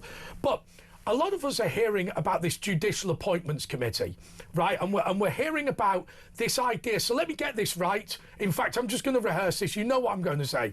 So I say the Lord Chancellor used to be the most senior minister of the government, outranking the Prime Minister, and that's up until Tony Blair. Right, and this person is the head of the courts, they're the chairman of the House of Lords, and they pick the judges. Now, they have an additional oath of office beyond being a government minister, where they have to uphold the integrity of the courts. So, in the old days, if you wanted to be a judge, the Lord Chancellor would have to appoint you, but now there's a Judicial Appointments Committee. Now, here's the weird thing. We were told that removing a government minister as the person who appoints judges would make the judges more independent. That hasn't happened. Stephen, why has the Independent Judicial Appointments Committee created judges who are less independent than the political overlords did? Because the system the Judicial Appointment Commission uses is itself inherently political. In order to appoint somebody as a judge or make them a KC, they have to demonstrate a sufficient commitment to diversity, equality and inclusion, DEI, which makes them political one way. It makes them left. Which is why you turned it down, didn't you? Because you had the opportunity to be. I wouldn't have even bothered trying. Right. I mean, I just considered it suicidal. Yeah. To my mind, an equal wrong would be if a right-wing government got in and changed the Judicial Appointment Commission so that it favoured people who demonstrated right-wing politics. I think both are wrong. Was it Sherry Blair that did that? 'Cause she was very high up in the judiciary. It's Tony Blair's government who did it, and this but is. She was in there, wasn't she? She was in there. Yeah, and it's in the KC appointment system, and it's in the Judicial Appointment. So you've system. got to toe the line as a judge. So that's why we'll get these decisions, because they want to go to the next level, and you've got to toe the line politically, DEI and all that sort of thing. Well, what upsets me even more is that if you don't genuinely believe in left-wing DEI, which is all DEI is, which, by the way, I think DEI is racist. I don't. That's why I don't support it, because I'm not a racist. But even if you're right-wing, you then have to lie. And so that's even. I find that even worse. So But here's the point. It seems to me that when people talk about a political appointment, appointing judges, so. You wanted to be a lawyer, presumably for most of your life. Age of 12. Yeah, you don't study law at Oxford University if you are, half-hearted about the law. The standard is far too high to get in. So these people who want to become law lords or Supreme Court justices, as it is now, they will have gone their entire career. Now, as it stands, I could make my entire career with Jolyon Morn and all these people attacking left-wing stuff, and going for left-wing stuff, and I know the Judicial Appointments Committee would like me. But if the Lord Chancellor appointed me, I'd have to be neutral, because I wouldn't know which political party the Lord Chancellor was from the year that I applied to be a KC, the year that I applied to be a judge. So I would have to say, I will have to spend my entire time at the bar being so politically neutral that either a Labour or a Green or a Tory or a Reform Lord Chancellor would appoint me. I think that's what guarantees independence. Yes, and that was the genius of our Constitution. We threw away a Constitution which was incredibly intelligent, that really understood human nature. And I mean, that point, I'm so glad that you get that. I mean, we should all get that. It forces, and lawyers, by the way, are incredibly hierarchical. They all, I mean, me included, we're status motivated, and we want to succeed. We want to get the next notch on. I'm not happy that I'll never be a KC, but, I live with it. But we all want this, and so even I would have had to go, well, I'll have to stay completely silent because it might be a Labour, or as you say, a Green Prime Minister, and I'll be applying to a Green Lord Chancellor, or it might be a Reform Lord Chancellor, and I'll be applying to a Reform Lord Chancellor. Look, I believe that I know the person who will be the Reform Lord Chancellor, and he is saying that they're going to return these powers, and that he wants to go back to the House of Lords, he wants to take the oath, and his plan is literally to abolish the Judicial Appointments Committee, do it himself, and say, I can be trusted to do this. Then I hope the public can understand the genius of that system, that its cause is balance. Over 1,000 years it was developed, Yeah. So basically what you're saying, in a nutshell, is the judiciary, the law is, the system is bent. At the moment, it is so fat and flabby that it allows people to behave in a, let's say it, bent way. So it allows the Commissioner of the Metropolitan Police to say to one group, oh, I only wish I had the legal powers to help you. Oh, I'm terribly sorry, but I don't. And to say to the other group, yeah, I've got the legal powers to help you, I'm going to use them now. And that is unhelpful. It's just not, it's not going to lead. But if you know, Stephen, if you know that all the judges have been appointed on the basis of their credentials for being pro-Palestinian, for being anti-Christian, for being racist, pro-illegal immigrant, then you know that you're going to lose. So if I spend my entire time as a professional law enforcer, I know full well that if I become Commissioner of the Met, if I give equal credence to both the pro-Israeli and the pro-Gaza protests, I will be out on my ear and probably criminally prosecuted. I have to say I can only fight those fights I can win and do my best in that circumstance. I have a lot of sympathy for people who take that view. Actually, although I don't take that view, and I have suffered for not taking that view and for standing with what I consider to be right, they give me hope, because ultimately once we defeat this... There's a lot of people who will move sides.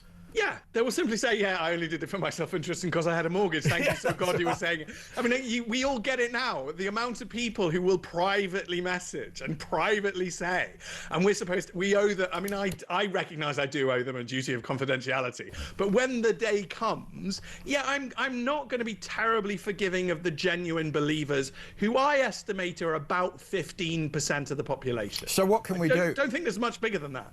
I think we can get political power, Ash. That's what we can do. But then what do we do? Well, there's 20, 30,000 laws to go back on. Do we just reform to 1996, say, like reset on your computer? We're going, how do we do it? How do we undo all this tangled mess?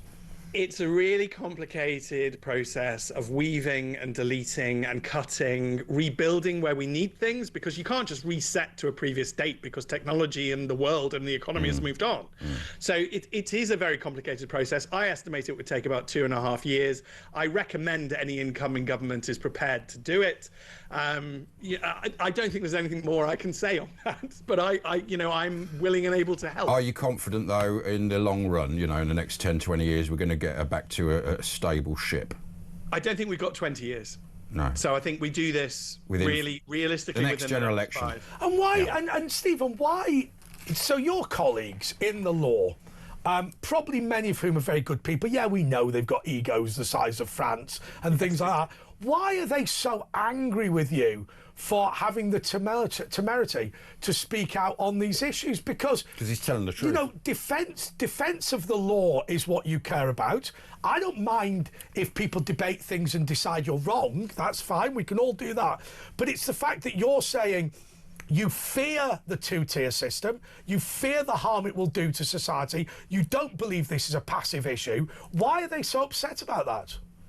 I don't know, and I've never understood it, because a two-tier system, admittedly, at the moment, it's skewed towards the left and in the favour of the left, but I don't want a two-tier system skewed towards the favour of the right.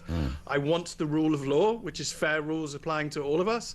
I mean, I always say that if Maurice Glassman ran the Labour Party, I'd be very tempted to join. So left and right becomes, to me, a very sort of fluid concept. But I don't know why I outrage them, Andre. And you saw for years how much I tried desperately to not be nice, yeah. Anyway, I tried. I wouldn't talk on politics. I wouldn't talk on anything, and yet they still got utterly outraged by my mere existence. Anyway, look, we've had a message, and they want to know what hair products you use for your wonderful mane of hair.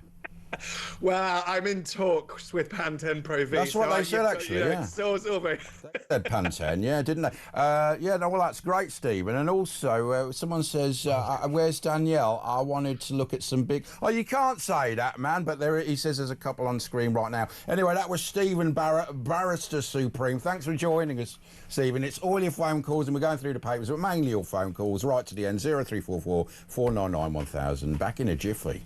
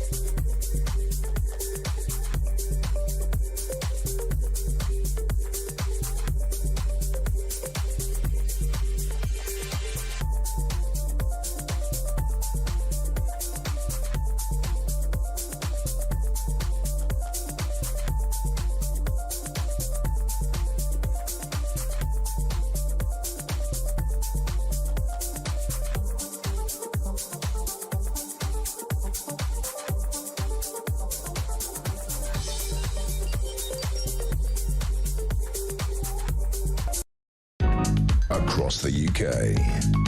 On DAB+, on YouTube, on the app, on your mobile. The home of common sense. This is Talk. Okay, this is The Late Show with Andre Walker and Asher Gould. And I guess we're just going to go straight to the phone calls, aren't we? What's wrong with your puppy? I was just tugging it. You were tugging your puppy? This is a message. Why were you tugging your puppy? It's a message. Martin says, tug it. Ash, tug your amazing puppy if you've been kidnapped by Andre. Don't tell everyone. I've got a direct line to the SAS. And on that bombshell, let's go to Georgina. Hi, Georgina in London. Hi, Georgina. Hello. It's lovely to talk to you. It's been a while. Yeah, it's been ages. It has been a while. I was ringing just to say a few things about the lovely gentleman who was on television this morning, one of our very elderly veterans. I saw that. Did you say? Oh, I'm so glad you saw it. He was right what he said, though. Well, basically, he broke down saying, I don't know why me and my mates, why my mates are all dead in a cemetery while we fought for this country and the state of it is now.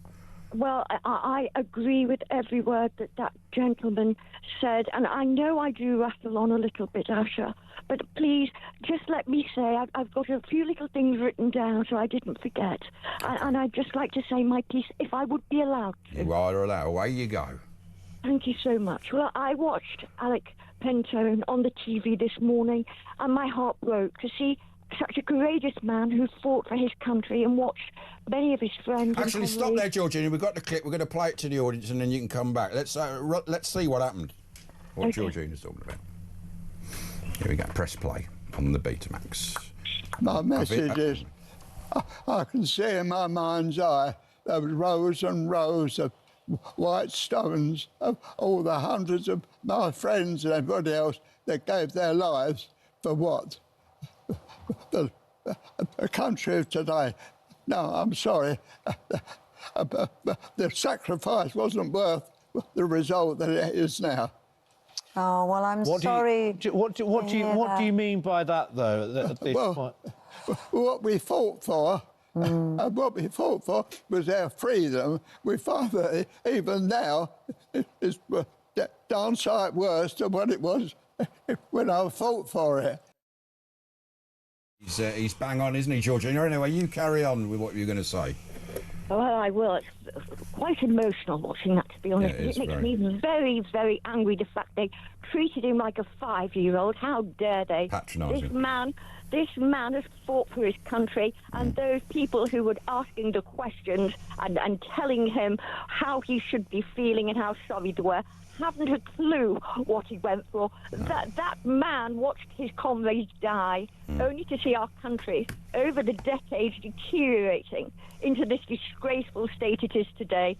After defending Britain's borders to keep us safe, only to have to watch our government allowing another invasion of third world immigrants and migrants who come here in the bosom of our country and are prioritised. And also, Georgina, we defeated fascism.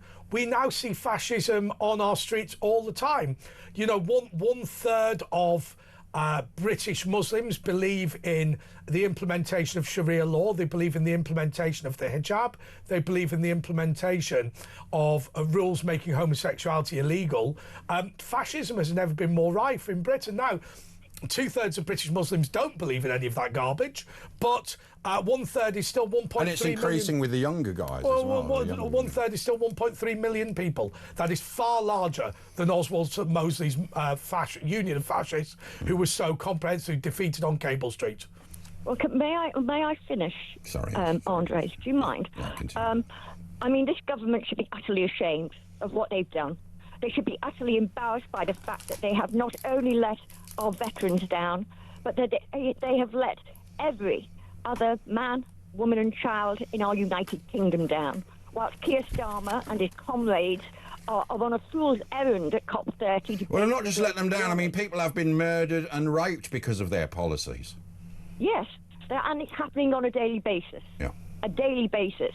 And like I'm saying, while they're on a fool's errand at the COP30 debating global warming, pensioners like Alec haven't enough money to heat their homes, feed themselves properly, or get adequate health care. I don't know how Starmer, Lammy, or in fact the rest of this government can live with themselves after they have tried. Do you think they're evil, Georgina? Do you think it's just they're Yes. just, you know? No, simple answer.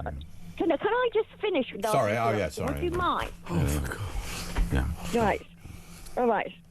After they've tried to eradicate the pride that the British people have in their country, starting with the indoctrination of our children, that they got to endure in schools, telling them that we should be ashamed of our heritage, ashamed of heroes like Alec, ashamed to be British, ashamed of our very essence. Ashamed of their parents, a lot of them come out. Can you let her finish, please? Oh, yeah, Asha? sorry for interrupting, Georgina. Come on, Asha. Yeah, sorry, man. Well, I hope that Mr. Starmer's listening, because let me tell Mr. Starmer, we as a nation are the builders of empires, and our laws and democracy have been copied by the entire world, thanks only to men and women like Alec. We have our freedom because they do not know the meaning of the word surrender. But we are not ashamed of either our country, our heritage, our flag, or our heroes, like Alec. And we salute Alec. Thanks only to men and women like him, we have our freedom because they do not know the meaning of the word surrender. Thank you, Georgina. That's Georgina. That was very I'll tell you what, I had a friend of mine who said something, Asha, that we can think of as we go to the break. Yeah. And this one is outrageous idea.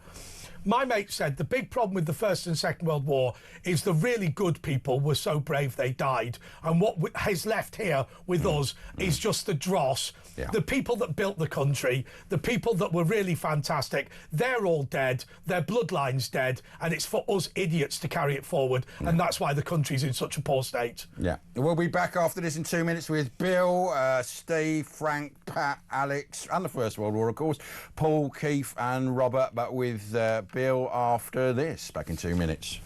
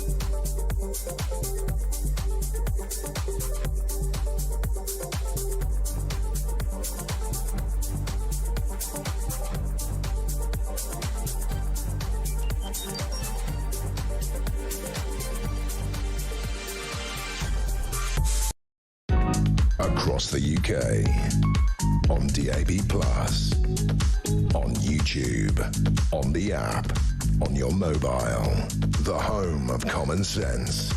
This is Talk. Do you know, before we do anything else, right, I'm going to show you the front page of The Sun.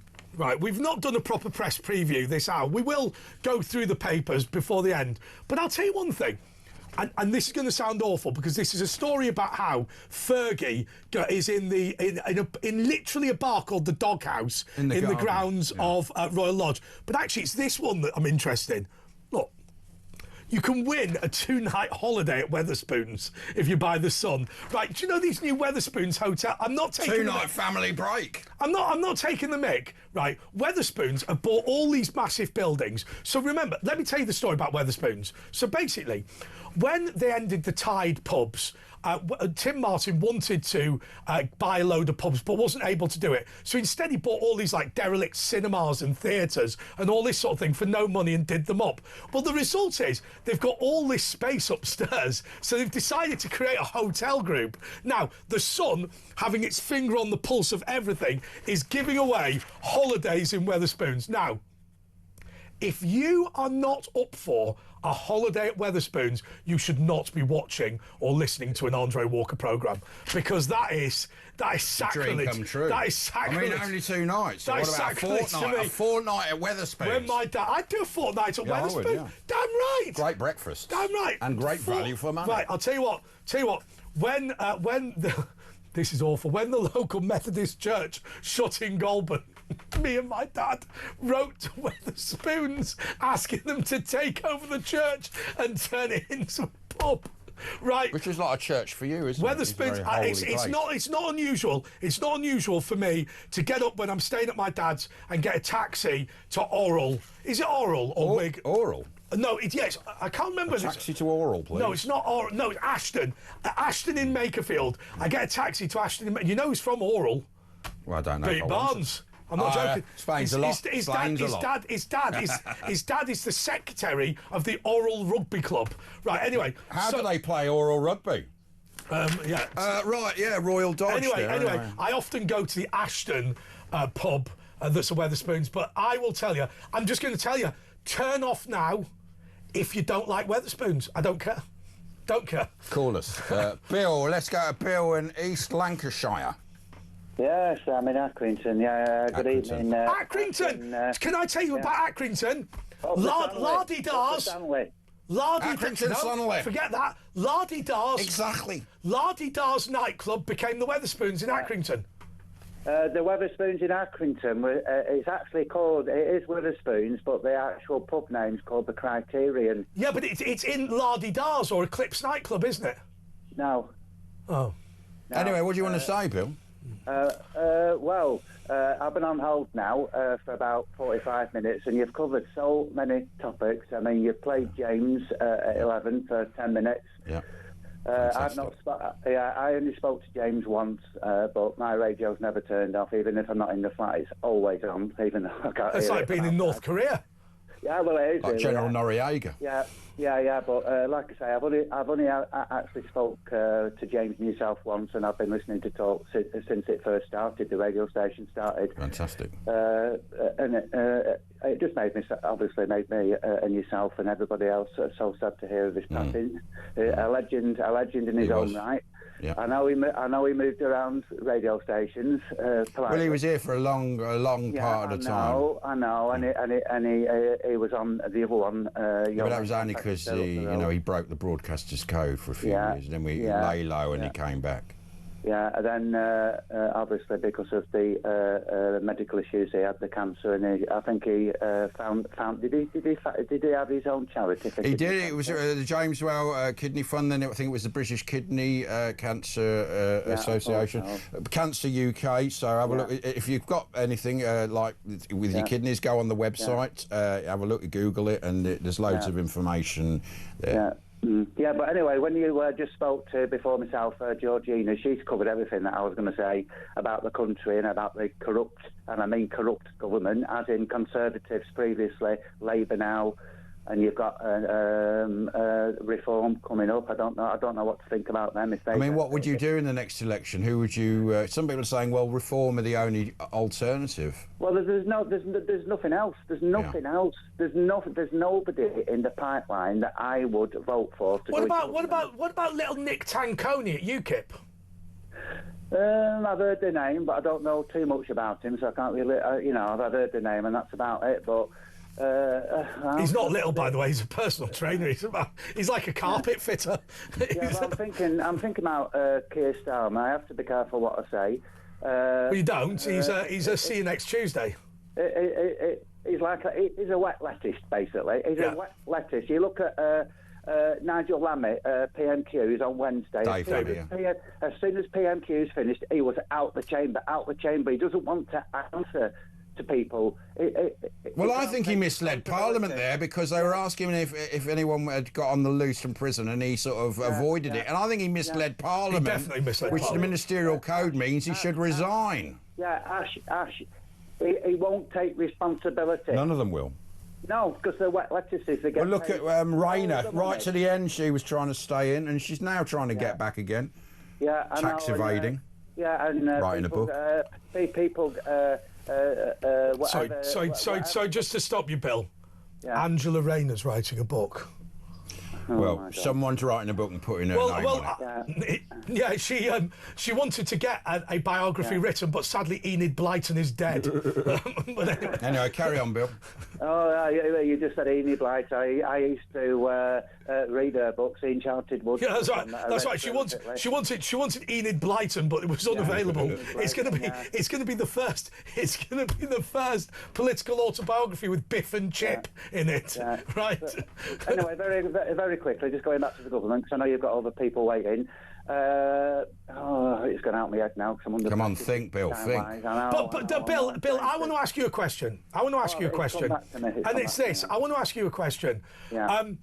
How hard has it been these past few years with these bad governments in power? Because I know there are people driving tonight, working, who genuinely have to work every Saturday now in order to have the same money as they did before. And then the next door neighbour just lying in bed, earning more than them, sitting on their. If I can just say, just to come back to Andre for a minute, the question, Forgotten the question? No, I haven't. No, he's come back to me. I'm medically retired now. I have worked for 34 years before medically I couldn't work anymore. So consequently, I'm on benefits. What did you used to do, Bill? I'm an undertaker. Oh, well, so if you've got a physical problem, I mean, it's quite hard. Yeah, but what I'm saying, I mean, without being funny about an undertaker, I carried my grandmother's body. You carried James Whale. It is not an easy job by any stretch of the imagination. Have you got any stories from your undertakings? You got any funny stories, Bill, from your undertaking days? Very politely, can I get a word in? All right, but then we want a funny story after. Go on. Right, and it's gone now. Just tell us the funny story. No, because I'm on benefits now, because I'm medically retired. So I'm actually in my flat all day, every day. When it's cold, I can't keep the heating on all the time. I can't afford it. I have to lie, not sleeping, but lie in bed under duvet to keep warm. Yeah, if you come here on a boat, you'll get your heating. You can leave your windows open, have as much heating and food as you want. I wonder, by the way, Bill, I wonder how many people who are retired, how many people on sickness, how many people who are disabled don't recognise that story. I think a huge number of people have to do exactly the same thing. Yeah, but look at the ex-veterans on the street. They can't keep warm. They can't keep warm outside, can they? No. But Bill, can I just... when did you retire as an undertaker? 2011. 2011? Yeah. Oh, right, OK. But do you keep in touch with your undertaking buddies? No. I know what you're about to say. You're going to ask about COVID, aren't you? I was going to, because I've asked it before, and I've heard undertakers saying that there's loads of clots in bodies now. No, because I had to medically retire, and this is very serious now, just for a second. Yeah. Because I did the job for 22 years, I actually got PTSD. Right, okay, no, so we shouldn't, it's a... Why do you get PTSD? Dealing with dead bodies all the time, is that why? No, yeah. If you can think about the over 22 years, Ash. If you can think about, if you can think about the railway tracks, the trauma scenes. I see. Yeah, and that's because I was going to say, when I was a little boy, I was an altar boy. They used to, obviously, the headmaster used to take us from the primary school to the church to do the daytime funerals. I love a funeral simply because it's an opportunity for families to venerate their dead and remember them. I love graveyards because it's an opportunity for ordinary people to come up with their own memorial. But I didn't see any of the nastiness that you will have seen, of course. No, but if I can just say, even though I've got PTSD now because of the work that I did, it was a privilege to help people. Oh, yes. You know, the families, the bereaved families, I mean, and the deceased as well. Because do they warn you about that when you go into the job? No, I had no support. I had no therapy, nothing. Mental health services at the minute because the government aren't putting money in. Yeah. I'm struggling mental health. I've got multiple mental health issues. And, I was in a crisis in June and July for various mental health reasons. I didn't get any help for mental health. I got nothing. I had to get through it.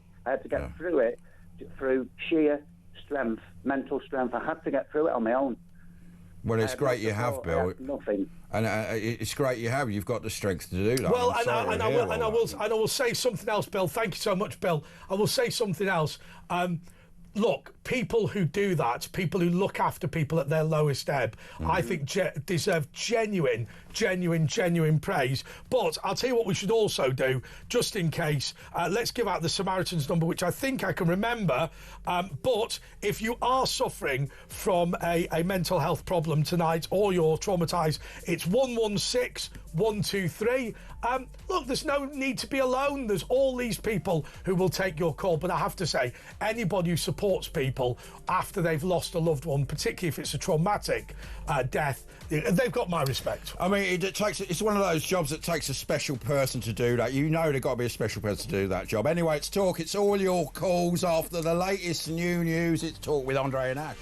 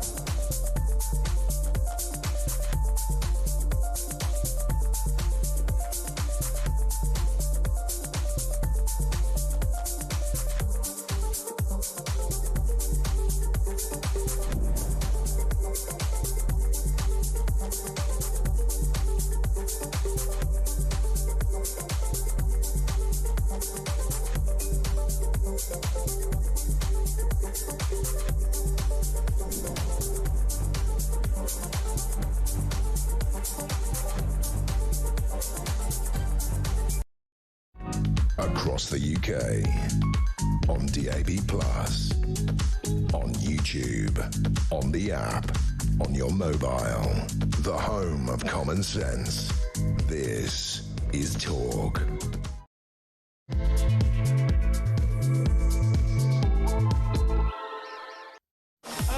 I thought the news was a cautionary tale about, you know, young people who end up passing their driving test 17, 18, 19 years old. You've got to be so careful. Yeah, and particularly, there was that incident... You're a stupid driver when you're 18. I mean, I don't know if you should be driving till you're 25, because you do, I remember you do really stupid things. Oh, we're all involved in crashes. I ended up on Green Lane in Warrington, upside down in a Citroen BX, which wasn't ideal. But although the Citroen BX was like driving an armoured personnel carrier, it wasn't me driving, by the way. Yeah. OK, I'll tell you what we should do. Why don't we go... let's take a call. Give out the number, 0344 499 1000. Say that there are 1 or 2 slots available. So if you call now, you'll get through to the studio and be able to speak to my colleague. But we'll take a call from Gary, and then what we'll do is we'll go through the front pages. Gary, you're on Talk. Devon. Good evening, gentlemen. Hi, Gary. Hi. Just wanted to mention something about James Whale. I used to. Well, I'm from Salford in Manchester, and in the early '80s, mid '80s, I moved up to Wakefield in Yorkshire, and I used to listen to James on Red Rose Radio. That's right, yeah. He did his show on... And Radio Air, that was up there, wasn't it? No, Red Rose Radio would have been in Preston. Yeah, it was Radio Air was in Leeds. Yeah, he did Leeds, Radio Air. Well, I think, because I was in between, I think you could pick him up from Manchester. He did do loads of stations, but his main one was in Newcastle, with Metro Radio, and then Radio Air in Leeds, and then, of course, on here for the last 28 years. He was an absolute legend. I remember my ex-girlfriend rang him up once live on his show, and that was quite... the other thing I'd like to talk about is Tommy Robinson. Okay. Yeah. I think he's an absolute hero. Why? Why? Because he's uncovered all the stuff he's done, undercovering all these rape gangs in the background, and I think other people have just jumped on the bandwagon. Well, it's because it's got found out. I mean, with the help of Elon Musk as well. On top of that, I think he's a trailblazer. What frustrates me about Tommy Robinson is not what he's done, but the fact that we're obsessed with his background, obsessed with his criminal history, obsessed with raiding his house every single week, every month, what the Bedfordshire Police did. Yeah. I hate the way in this country we focus on the man. And we're too obsessed with Tommy Robinson. I think we need to be more interested in the subjects, which, by the way, I think he would welcome. But this latest ludicrous thing, where we're attempting to prosecute him for terrorism because he wouldn't give his phone to somebody. I mean, it was thrown out by the judge, and it's a joke. I mean, I follow him on. I listen to him on, various. I would listen to talk radio all day long, apart from. Probably Jeremy Kyle. I don't really get shouty for me. We don't have to like every presenter. Don't worry about it. You do. That's why we kept Christo Fufas for all these years. Yeah. but I'm the other person that Nigel Farage. I don't trust him as far as I can throw him. I think that Ben Habib is going to do a good job. Well, the problem is, if you're talking about Ben Habib, if you're talking about Rupert Lowe, if you're talking about Nick Tanconi, if you're talking about Nigel Farage, only one of them is on a trajectory to win. And I think that whilst... Look, I'm not sure Farage is the best man for the job, but I think of the people likely to win, he's the best man for the job. Well, the other guy you just mentioned, who they kicked out, the last one... The one who's doing the rape gang the one who doesn't take any money from the government, he gives it to charity. Rupert Lowe. Yeah, because he's worth about a gazillion quid. Right. Well, it's like Tommy Robinson. If you watch him speaking, you can see the passion in him. Yes. Well, the beauty with him is, of course, because he's made money, he's not looking to fill his boots like other politicians. Yeah, I don't think he's racist. I watch his stuff, and every time he pulls somebody and says... Show me where I've been rapist. I mean, I get very frustrated about that. I get very frustrated about the whole, let's not engage with the issue, let's accuse people of racism. But I will say one thing. I will say one thing to everyone. Every year, Hope Not Hate produce that report on far-right media people. Patrick Christie's has been in, Jeremy Kyle's been in, Julia Hartley-Brew's been in, Jacob Rees-Mogg's been in. I have never been in. Hope Not Hate need to put me in the next one. Dan Wotton's been in. I'm not surprised at that. Anyway, thanks, Gary. Let's go to Danielle in Colorado. Hi, Danielle. You're the former firefighter, aren't you? You're from San Francisco. Oh, yeah. My dear. How are you doing, Danielle? You all right? How are you, my love? I'm good. I called for two reasons. One, to bitch at you guys for disappearing on the weekends, because now I have to suffer Nick Abbott. We could, yeah. Well, you shouldn't listen to that. But we couldn't help it. We were just told, don't listen. What about what's your problem with Nick Abbott? Just scratching my. You know what? Nick Abbott can be good, but he's become a mini James O'Brien. Yeah, yeah. And I just my hair out. You shouldn't listen to that sort of I stuff. can't hack it. No, well, you shouldn't. Isn't there something else you could listen to? You could watch our other shows. What Just Happened comes out tomorrow on YouTube with me, Kevin, Samara from 10 a.m. So that's half an hour. Aren't those repeats from? No, it'll be a new one tomorrow, fresh out the plastic. Okay, all right. Well, I like you fresh out the plastic, Ash. Thanks, Danielle. The reason I called. And what about fresh in the rubber? Oh. Latex, much nicer. Anyway, go on. What do you want to talk about, Danielle? What's going on? Well, the reason I called. Yeah. Well, no, it was actually about the your Undertaker chap, and you were asking questions. You wanted to know info, and it reminded me of this documentary I watched about 2 months ago called The Mortician, and it is flipping brilliant, and it is about, and over here it isn't funeral homes, it isn't undertakers, it's funeral homes, and it's about a family-run funeral home. It's on HBO, yeah. So corrupt. It is so corrupt, and what their son did when he took over the business with bodies is astounding. So the wrong bodies were being given out and stuff like that, was it? Or what sort of thing? Oh, it wasn't just that. He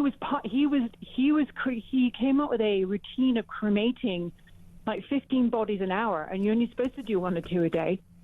It was insane. But isn't that good for the environment?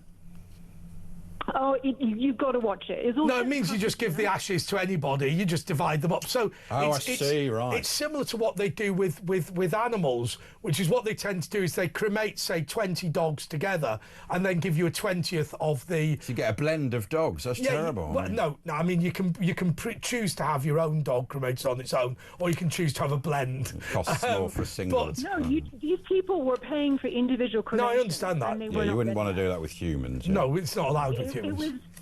It was just one of those documentaries. I was like, I'll just watch this, and I was just riveted. But is this bloke in Britain or the bloke in America? In the States, wasn't it?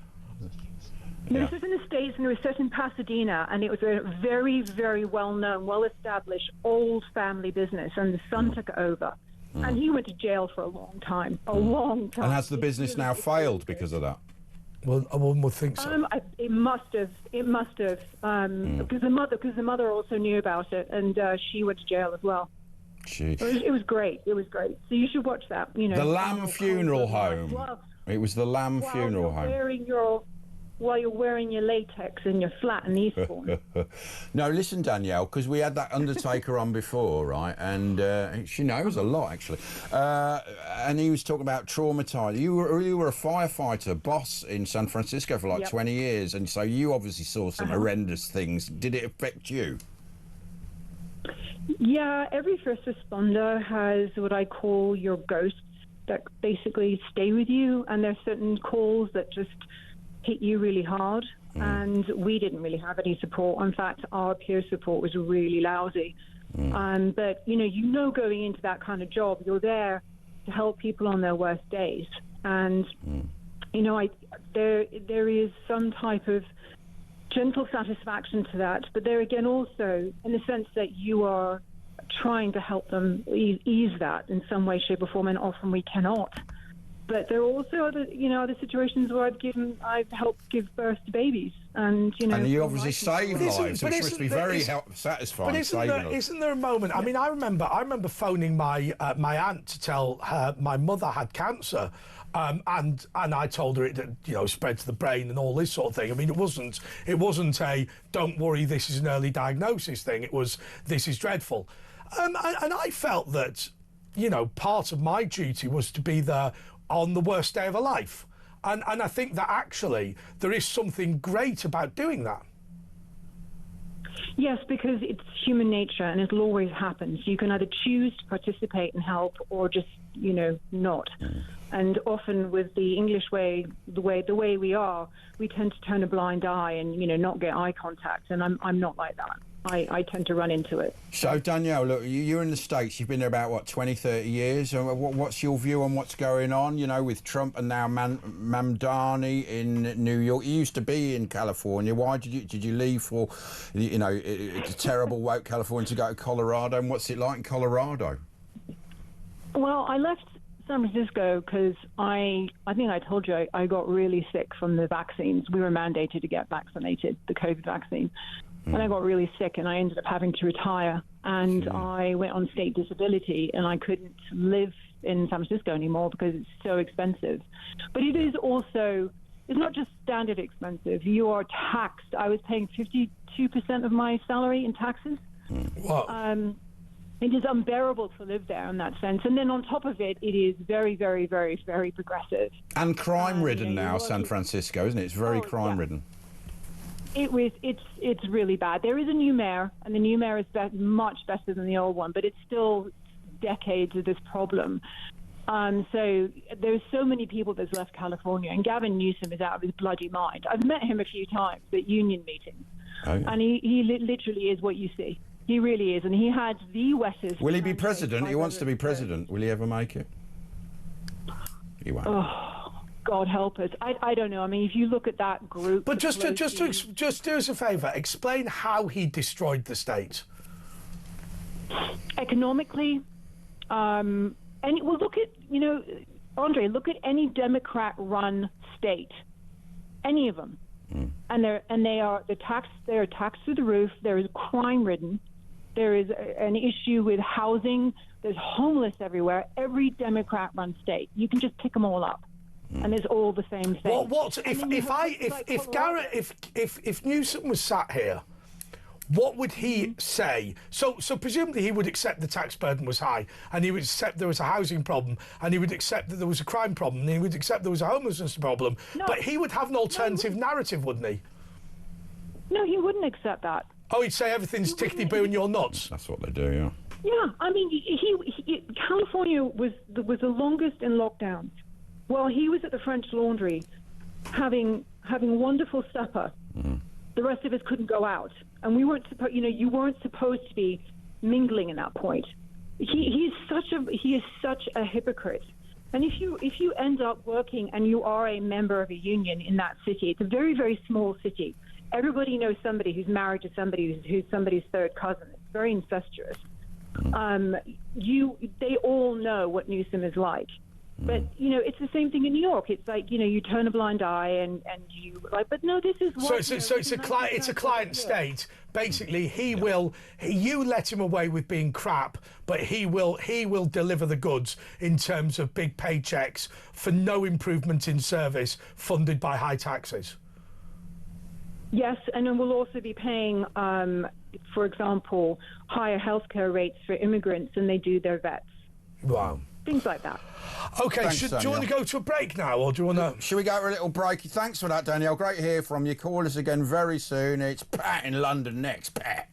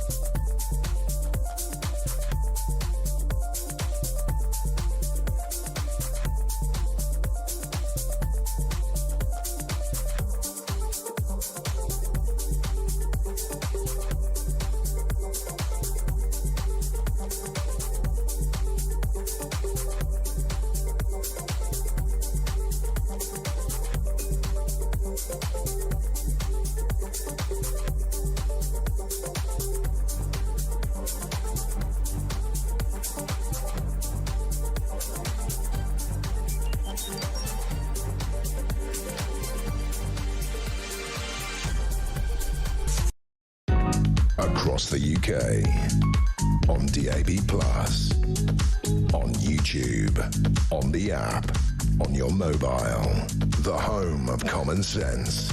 This is Talk. I think we really ought to go through the front pages. Here is the front page of The Sun, which talks about the fact that Sarah Ferguson, the artist formerly known as the Duchess of York, she is living at the moment in a place called the Doghouse. Here's the Times. Benedict Cumberbatch, being a father, has made me emotional. What to eat if you're on fat jabs? Well, it's nothing, isn't it? Love after 50, how to find your midlife soulmate. And the main thing in the Times, the main story, Reeves set to announce retirement savings raid. Rachel Reeves will announce a stealth tax raid on retirement savings. The move, experts said, will reduce take-home pay and cut the size of pension pots. That's nice, isn't it? The Chancellor is expected to use the budget to limit a tax break on pension contributions for both employers and employees. Anyway, yeah, she's basically taking off us. And the last time something similar to that happened was under Gordon Brown, and what happened was people moved their money from pensions into property, and it caused an explosion in property costs. Yeah. OK, front page of the Mirror is what, Asher? And let's see it in stereo. We hope she gets the care she needs. The parents of Madeleine McCann say the fantasist who pretended to be their missing daughter needs help. Julia Wandell was convicted of harassing them for 3 years. Kate and Jerry said, we hope she will get the care she needs. McCann's compassion for a woman who harassed them for 3 years. Listen to this, front page of the Telegraph, Trump goes to war on the BBC. Oh, yes. He's going to be suing them for their disgrace. I mean, what they did, they edited a speech and then took another bit out to try and show that he wanted to have a fight at the Capitol building and cause all this. And it was basically unbelievable. I mean, if an intern came and said, look, I've edited this and it looks like Trump said this, you just say, oh, no, you can't do that in news. This is the most basic thing this is just terrible journalism. And for the BBC to do that, basically, it shows how amateurish as well as So just to be clear, the BBC have edited a Trump video to make it look like he was trying to cause an insurrection in the Capitol. Exactly that. And unbelievable how they did it. I mean, really underhand, sinister, a bit like what the Eastern European states, the propagandists would do. And it's about time. You couldn't really sack management in the BBC now. It's too infected. You'd have to get rid of the whole lot and start from scratch hiring people because it's just so OK, toxic. On the front page of the FT is this ludicrous Neom city in Saudi Arabia where they've got this thing called the Line, which is going to be a fully 170-kilometre building, so it's 170 kilometres long. It's a glass-clad linear city running 170 kilometres across the sands of Saudi Arabia that Mohammed bin Salman hoped would redefine. I don't think it's going to work. With a football stadium perched above the 30-storey building, suspended over a marina, the sci-fi vision of a Hollywood art director, even its designers warned the physics might not play ball. You can't build a 170-kilometre building. It's gone crazy. And tech stocks suffer 1.2 trillion AI sell-off. Is the bubble bursting? I think it is. Wall Street set for worst week since April. Nasdaq declines 4.6%. And basically, the top companies, there's about 5 companies in the AI. They take up about 30% of the Wall Street. The Dow Jones, or is it Nasdaq? Yeah, Nasdaq. And so, if the bubble bursts, it's going to bring down a whole do not mess.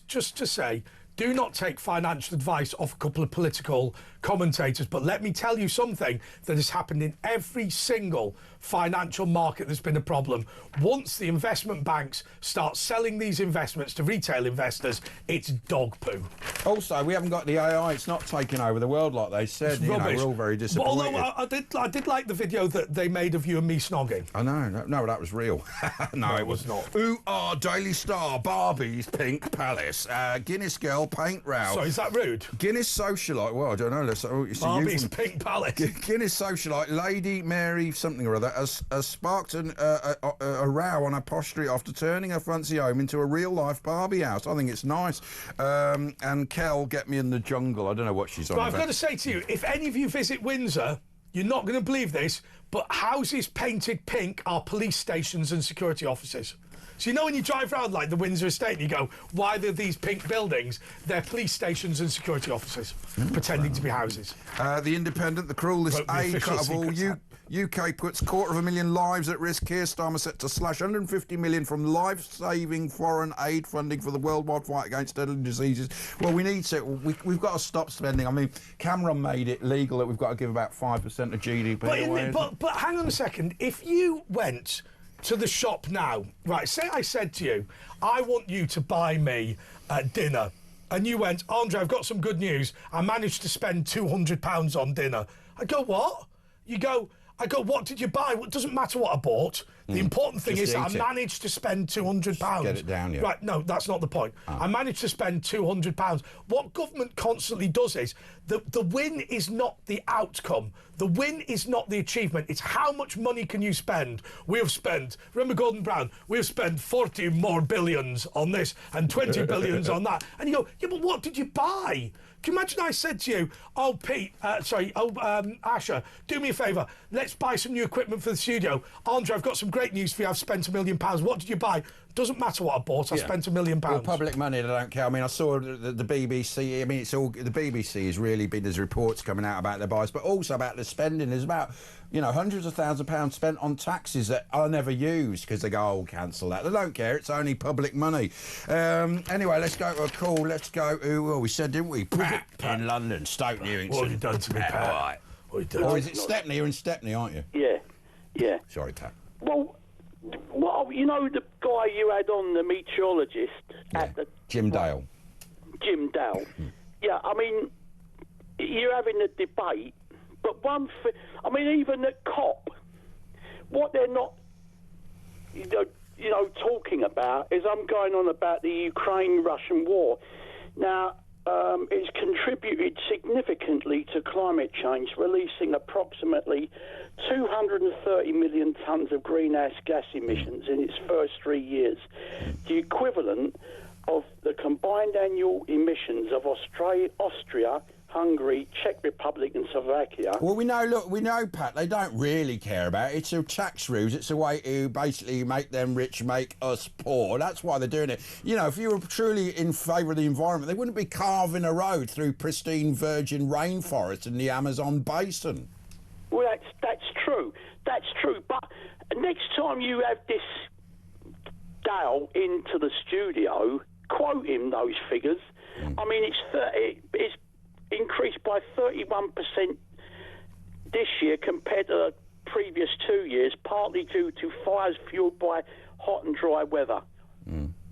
Well, he'll just go, they can only impose their COP off on ordinary people like us, like when to fly and what to drive and do this and do it.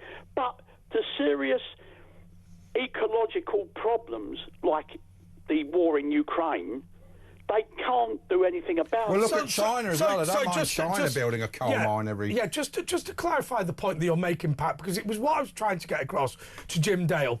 First of all, there are very real questions as to whether we're going to have any impact on climate change as the United Kingdom.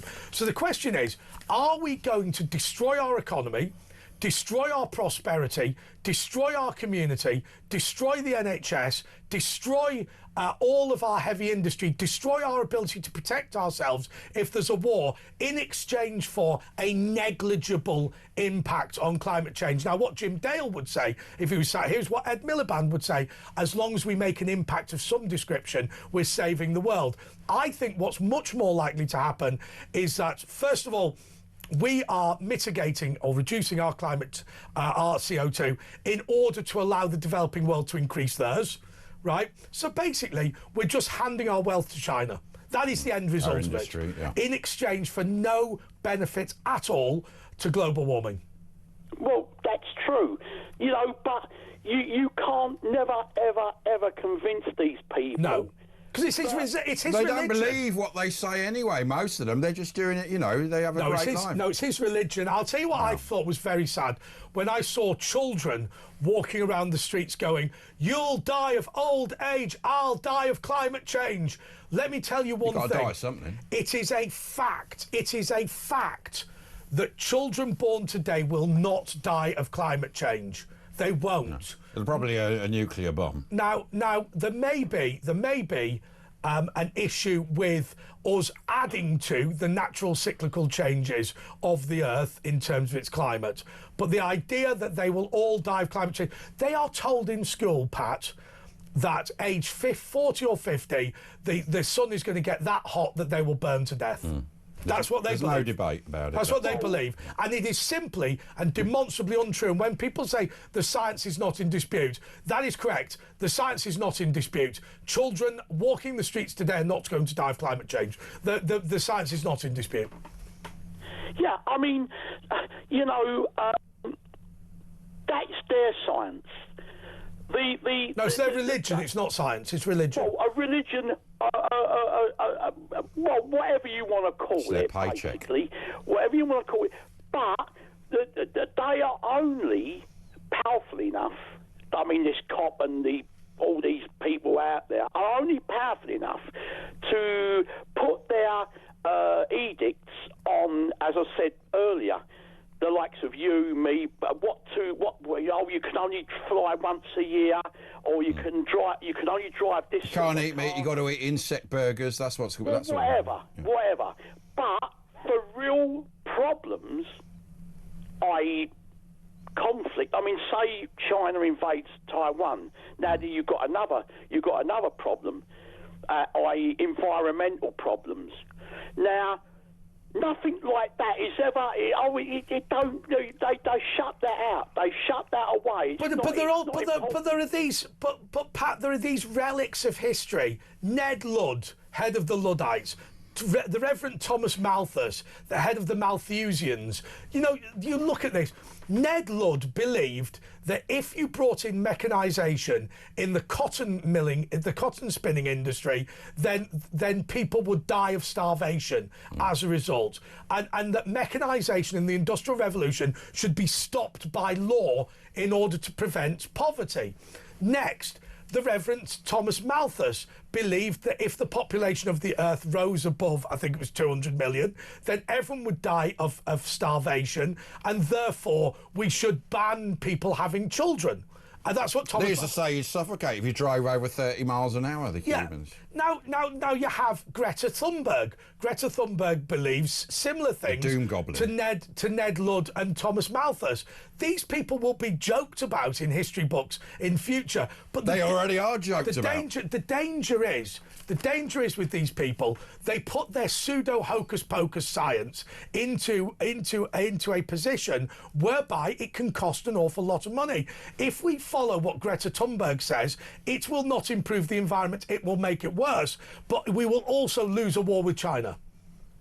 Yeah, I mean, I agree with what you say, and that ain't because I'm calling into the show. Because you're sycophantic, no. But the thing is, I think that we're already gone beyond pulling it back from the brink. I think because of the industrial, might of China and these other countries and America. India, look at that.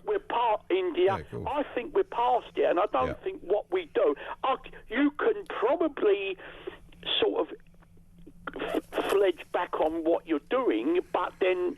We've got to rely on technology, haven't we, basically? That's not stopping wars. No, but wars, people aren't going to not go to war because they're worried about, greenhouse gases, are they? Not going, we better not go to war because, it might... Their narrative is that that civil unrest is as a result of climate change because the heat and whatever... Makes you angry. Makes you angry, literally. Yeah. Also, what they're saying is that the battle... Like Thomas Malthus, they believe that the battle for resources is what will cause war. So if we don't reduce our reliance on water, electricity, fossil fuels, then there will be wars over those... and wars over grain. Farmland, look at the big corporates. They're buying all the essential things. They're buying all the rental houses in the country. They're buying all the agricultural land. This is all BlackRock and the massive companies. Bill Gates and that, when he met Starmer on his first day. And Thomas Malthus believed this as well. He believed that there is a finite amount of grain the world can produce, and once the population goes over 200 million, or whatever number it was, those people who are superfluous will starve. Therefore, you have to make it a criminal offence for people to have children. A similar thing to what, by the way, Greta Thunberg's saying now, and it's just still bollocks. Anyway, let's go to a break. Back in a mo. Come on. Breaky. Come on, Gallery. Breaky. Gallery just chatting. Look at them. I used to do a show with Thomas Malthus on a Sunday night. It was good. Anyway, 0344 499 1000. We'll edit that bit out. And don't forget Ben Fletcher. Benedict Fletcher's going to be on after us. Is it Benedict? Yeah, it's Benedict, yeah. Oh, is it? So anyway, join us, 0344 499 1000. At Andre JP Walker, at Virtual Ash. We'll be back after this.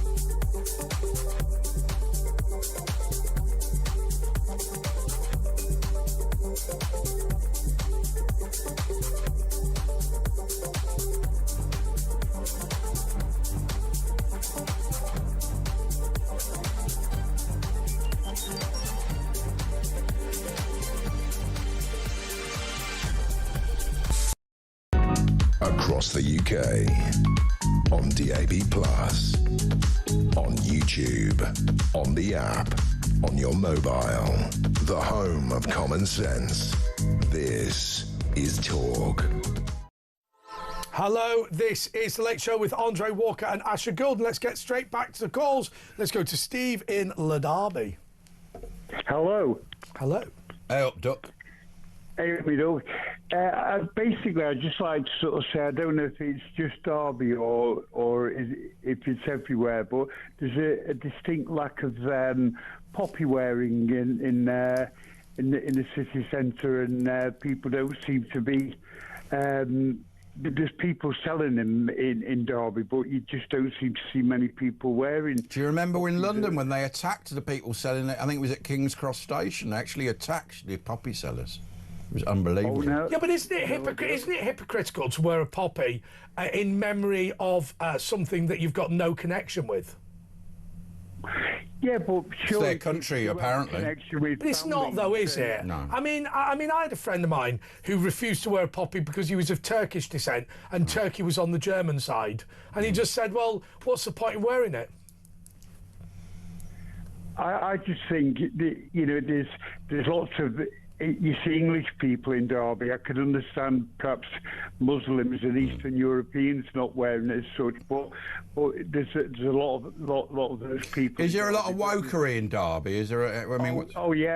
Yeah, very much so. Yeah. There was like a pro-Palestine march about a year and a half ago, and there's been pro-Palestinian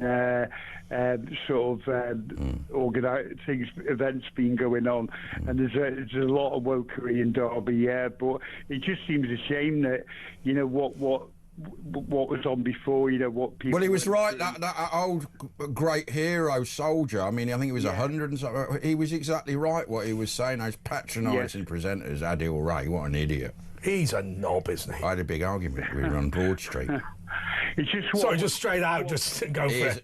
He's a knob, right? Let's just. The problem is, right, Steve? Can I make this point to you? We've met these people. You watch. Do you remember? Right? Did you ever go to a school reunion and you thought? I went to school with him actually. Okay, yeah, not relevant to this story, but okay. But if you ever go to a school reunion, you go never. Like I met Sweaty Ken from St Edward's College, and I will tell you, Sweaty Ken, I know why I found him boring when I was 14, because that man was boring, right? I'm telling you, the people that you think, I bet if you met that presenter in real life, he'd be a right knob. We've met him, you're right. They're a knob on telly as well, I guarantee you. Who's the worst one you've met? Probably him. Adil Ray. Yeah, don't stop saying knob, even though he is. It's not libelous, but... He's all right. He's an unpleasant lefty. Yeah, that's better. Unpleasant lefty. By the way, happy birthday to Jake. Just got to say that. Anyway, thanks, Steve. Let's go to Grace in London. Grace. Morning, Grace. Hi. Can I just clear something up quickly? Last week, someone said that they were very annoyed with me generally. I think because I said that the thing for Christians to do wasn't to go on angry marches, and they disagreed with that, and they disagreed with my being a Christian. They said they'd heard me on 5 Live. You said that I had denied that, but I didn't deny that. I denied being on Times Radio because someone else... for God's sake, who cares? What difference? Yeah, I'm only mentioning it because I don't want you to think that I was lying. No, we're clear that up. Okay, I just wanted to clear that because I was not lying. Hey, Grace, look who's here. It's Ken. Hi, Ken. Good evening. Have a chat to Grace. Let's see if you can agree on anything. Bless you, Grace. How are you keeping, Grace? All right? I'm very blessed, thank you. How are you? Very blessed. I'm very well, thanks. I never asked to come on at the same time as you. No, nevertheless, that is the will of God. Dave, I don't want to get involved with you. No, it's God's will. It has happened is God's will. Okay.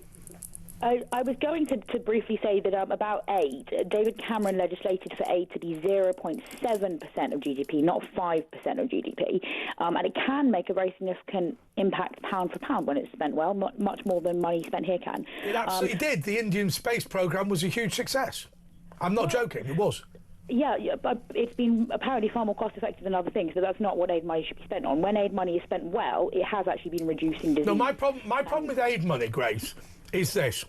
In the past, before the Bribery Act, what used to happen was we used to tie aid with things like democratic change or business deals or trade deals or open markets. Now what we have to do is pick the worst dictators of the world, buy them a new Maybach, and then say, well, if we'd asked them for a trade deal, if we'd asked them for human rights improvements, that would have broken the Bribery Act. I think that's the problem with aid, not that it exists. It's a misconception that it all gets wasted. An awful lot of it is very well spent, but I've just now been reading that the government decided not to, because of aid cuts, did not to spend as much on reducing atrocities in Sudan as they had been planning to. So it can make a real impact, but the government has cut it now to 0.3% of GDP. So it is a pittance. There you go. So what they've done in Britain, they've gone, look, it's not about the Somalian Spice Girls. Now we've had to... They are good, though. Now we've had to reduce the aid budget. We'll have to allow a genocide in Nigeria. Let me tell you, international aid is not spent on physically protecting Nigerian Christians. No. They're just lying to you in order to persuade you to give more money to the money pit. that is foreign aid. It's just there to keep people sweet. Nigerian Christians, if you want to support Nigerian Christians, you could give to Open Doors, which is doing fantastic work in supporting persecuted Christians around the world, but it also offers you ways to support persecuted Christians in other ways, such as it helps you with contacting your MP about persecution. It gives you options for getting in contact with people who are persecuted to write them notes of support. Ken, what do you say about this, Ken? Ken? I don't want to interfere with what Grace is saying. All right, well, look, you have your say, Kay. Thanks, Grace. Thanks for that. Give us, what do you want to talk about, Ken? Yeah, I would like to sing a song and then speak Good about idea. the most important thing in a person's life. Grace, do you want to join in, actually, Grace? I'm really not very good at singing, but I... Nevertheless, join in. Ken, away you go. Ex Maria Virgine. What have you got for us tonight, Ken?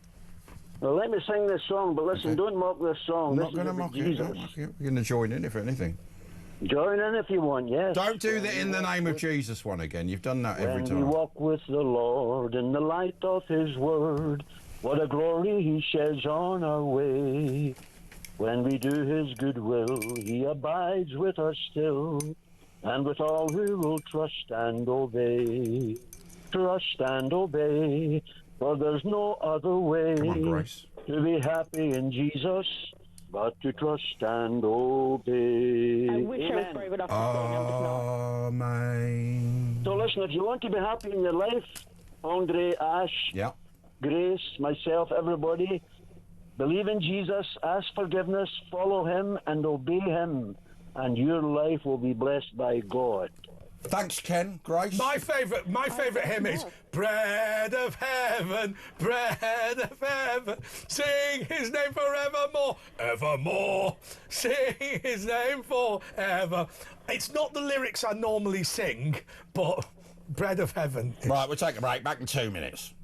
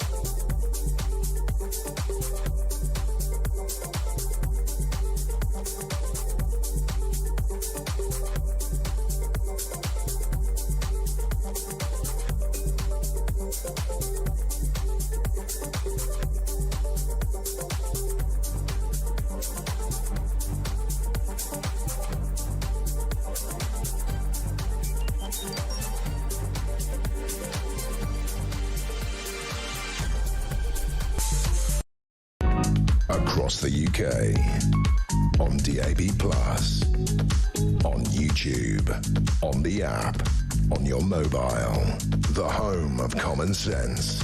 This is Talk. So we're allowed to say this joke. Somebody sent in saying Probably not. it takes 6 men to carry a man to his grave, but only one woman to put him in it. Hey! No, my favourite joke is this. How do you know that women are more intelligent than men? Because whilst a dog is a man's best friend, diamonds are a girl's best friend. I think that proved. I love the number of people who've gone, I'd still prefer a dog. No, idiot, right? Johnny in West Yorkshire. Johnny. I'm sorry. We're sorry. Won't you come back? We're worried. What about Johnny? Don't point that gun at me. There's so many ways my life. He was in yesterday. Who? Roland Gift. Johnny, we're sorry. With Steve Denyer. With the great. Sorry, Johnny. We're sorry. We're sorry, Johnny. It's all right. You crack on. Okay. Johnny, we're sorry. Won't you come on home? We're worried. Drives me crazy. Anyway, I sorry, can't do it Johnny. anymore. She drives me crazy. Sorry, Johnny. What about that? Run We're away, sorry. Sorry, Johnny. Carry on. No, it's all right. No, do you know what? I rung up, guys, because I just wanted your thoughts and feelings, really, on how Alec, the 100-year-old veteran. It's terrible. I'll tell you what. Can we watch that again? Yeah, let's For watch people the who haven't clip. seen it, let's This is get what that Johnny's- up again because it's so This important. is Good Morning Britain, isn't it? This is the most important video that I've seen in months. Yeah. My message is, I can see in my mind's eye there was rows and rows of white stones of all the hundreds of my friends and everybody else that gave their lives for what? The country of today.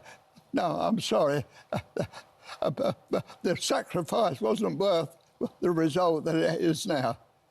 Oh, well, I'm sorry. What do you mean by that, though? At this point? What we fought for, was our freedom. We find that even now it's darn sight worse than what it was when I fought for it. What do you mean by that? He says, "What an idiot!" Anyway, Johnny, he knew exactly what he meant. Yeah, So just for everyone, that is a Second World War veteran who's about 103, ran into machine gun fire to save Britain, and he's basically saying he wasted his time because the country's been given over to. And his mates died for it. Yeah, it's been. So anyway, Johnny, what do you want to say about that? Well, what's her name? Garraway, is it? Is it Kate Garraway? Yeah. Garraway. Well, whatever Not her George name was. Galloway, Kate Garraway. Like a 4-year-old who's Yeah. thrown his toys out at pram. Disgusting. And the other guy, I don't know the other guy's name, the other presenter. You said he were a bit of a... Yeah, no, not a bit of one, but yeah, carry on. You know what I mean? I mean, when they are pretending, Johnny, do you know what made me laugh about that? What made me, well, laugh is the wrong word. We all knew what they were talking about, what he was talking about. We all knew what he was talking about. It came across to me like the way it came across to me were it was the tone of the way he said it. Like, what do you mean? What are you talking about? And Yeah. I thought, who the hell? Well, do you know this guy, that presenter, I met him once, and someone said, "Oh, Ash works for Talk," and he went, "Oh, that's that far-right anti-BLM station." You know what I mean? What unbelievable. We ended up in quite a big argument. Do you know, lads? I've never met a veteran. I'm 34 years old. I was born in '91. I've never met a veteran. Happy birthday. But if I did ever meet a veteran, and I'm sure there's only a small handful of them left now. Yeah. But if I ever did meet a veteran, the first thing I would say is, I'm so sorry. Yeah. It's our fault. I mean, we've had callers on here, so obviously we've got ex-servicemen that have been in touch, and by the way, I hate this the way they misunderstand ex-serviceman and veteran. For me, a veteran is somebody who's fought in a war. An ex-serviceman is somebody who's been in the military. We do have veterans from the Falklands and the Gulf that get in touch with us. There was that Welsh fella. I don't think we've had an Afghan, have we? Oh, I'm sure we have. You know, we've had loads. Okay. Ireland, you know, Northern Ireland. Oh, we've had Northern Ireland, definitely. But actually, they one of my mostly relatives, say actually won the we were VC. attempting to stand up for freedom and nobody bothered taking it forward. Yeah. Well, like I say, I've got a distant relative actually won the Victoria Cross. I remember when I was a kid, and there were still guys. Who? John William Ormsby.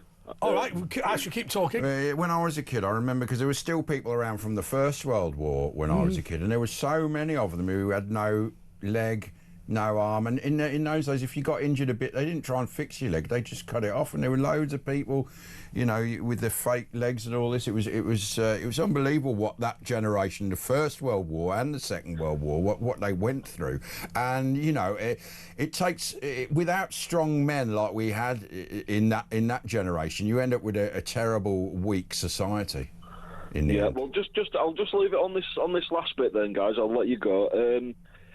Just who the hell do they think they are, those presenters? I mean, I heard it earlier on Kevin O'Sullivan's show earlier, and they were absolutely spot on.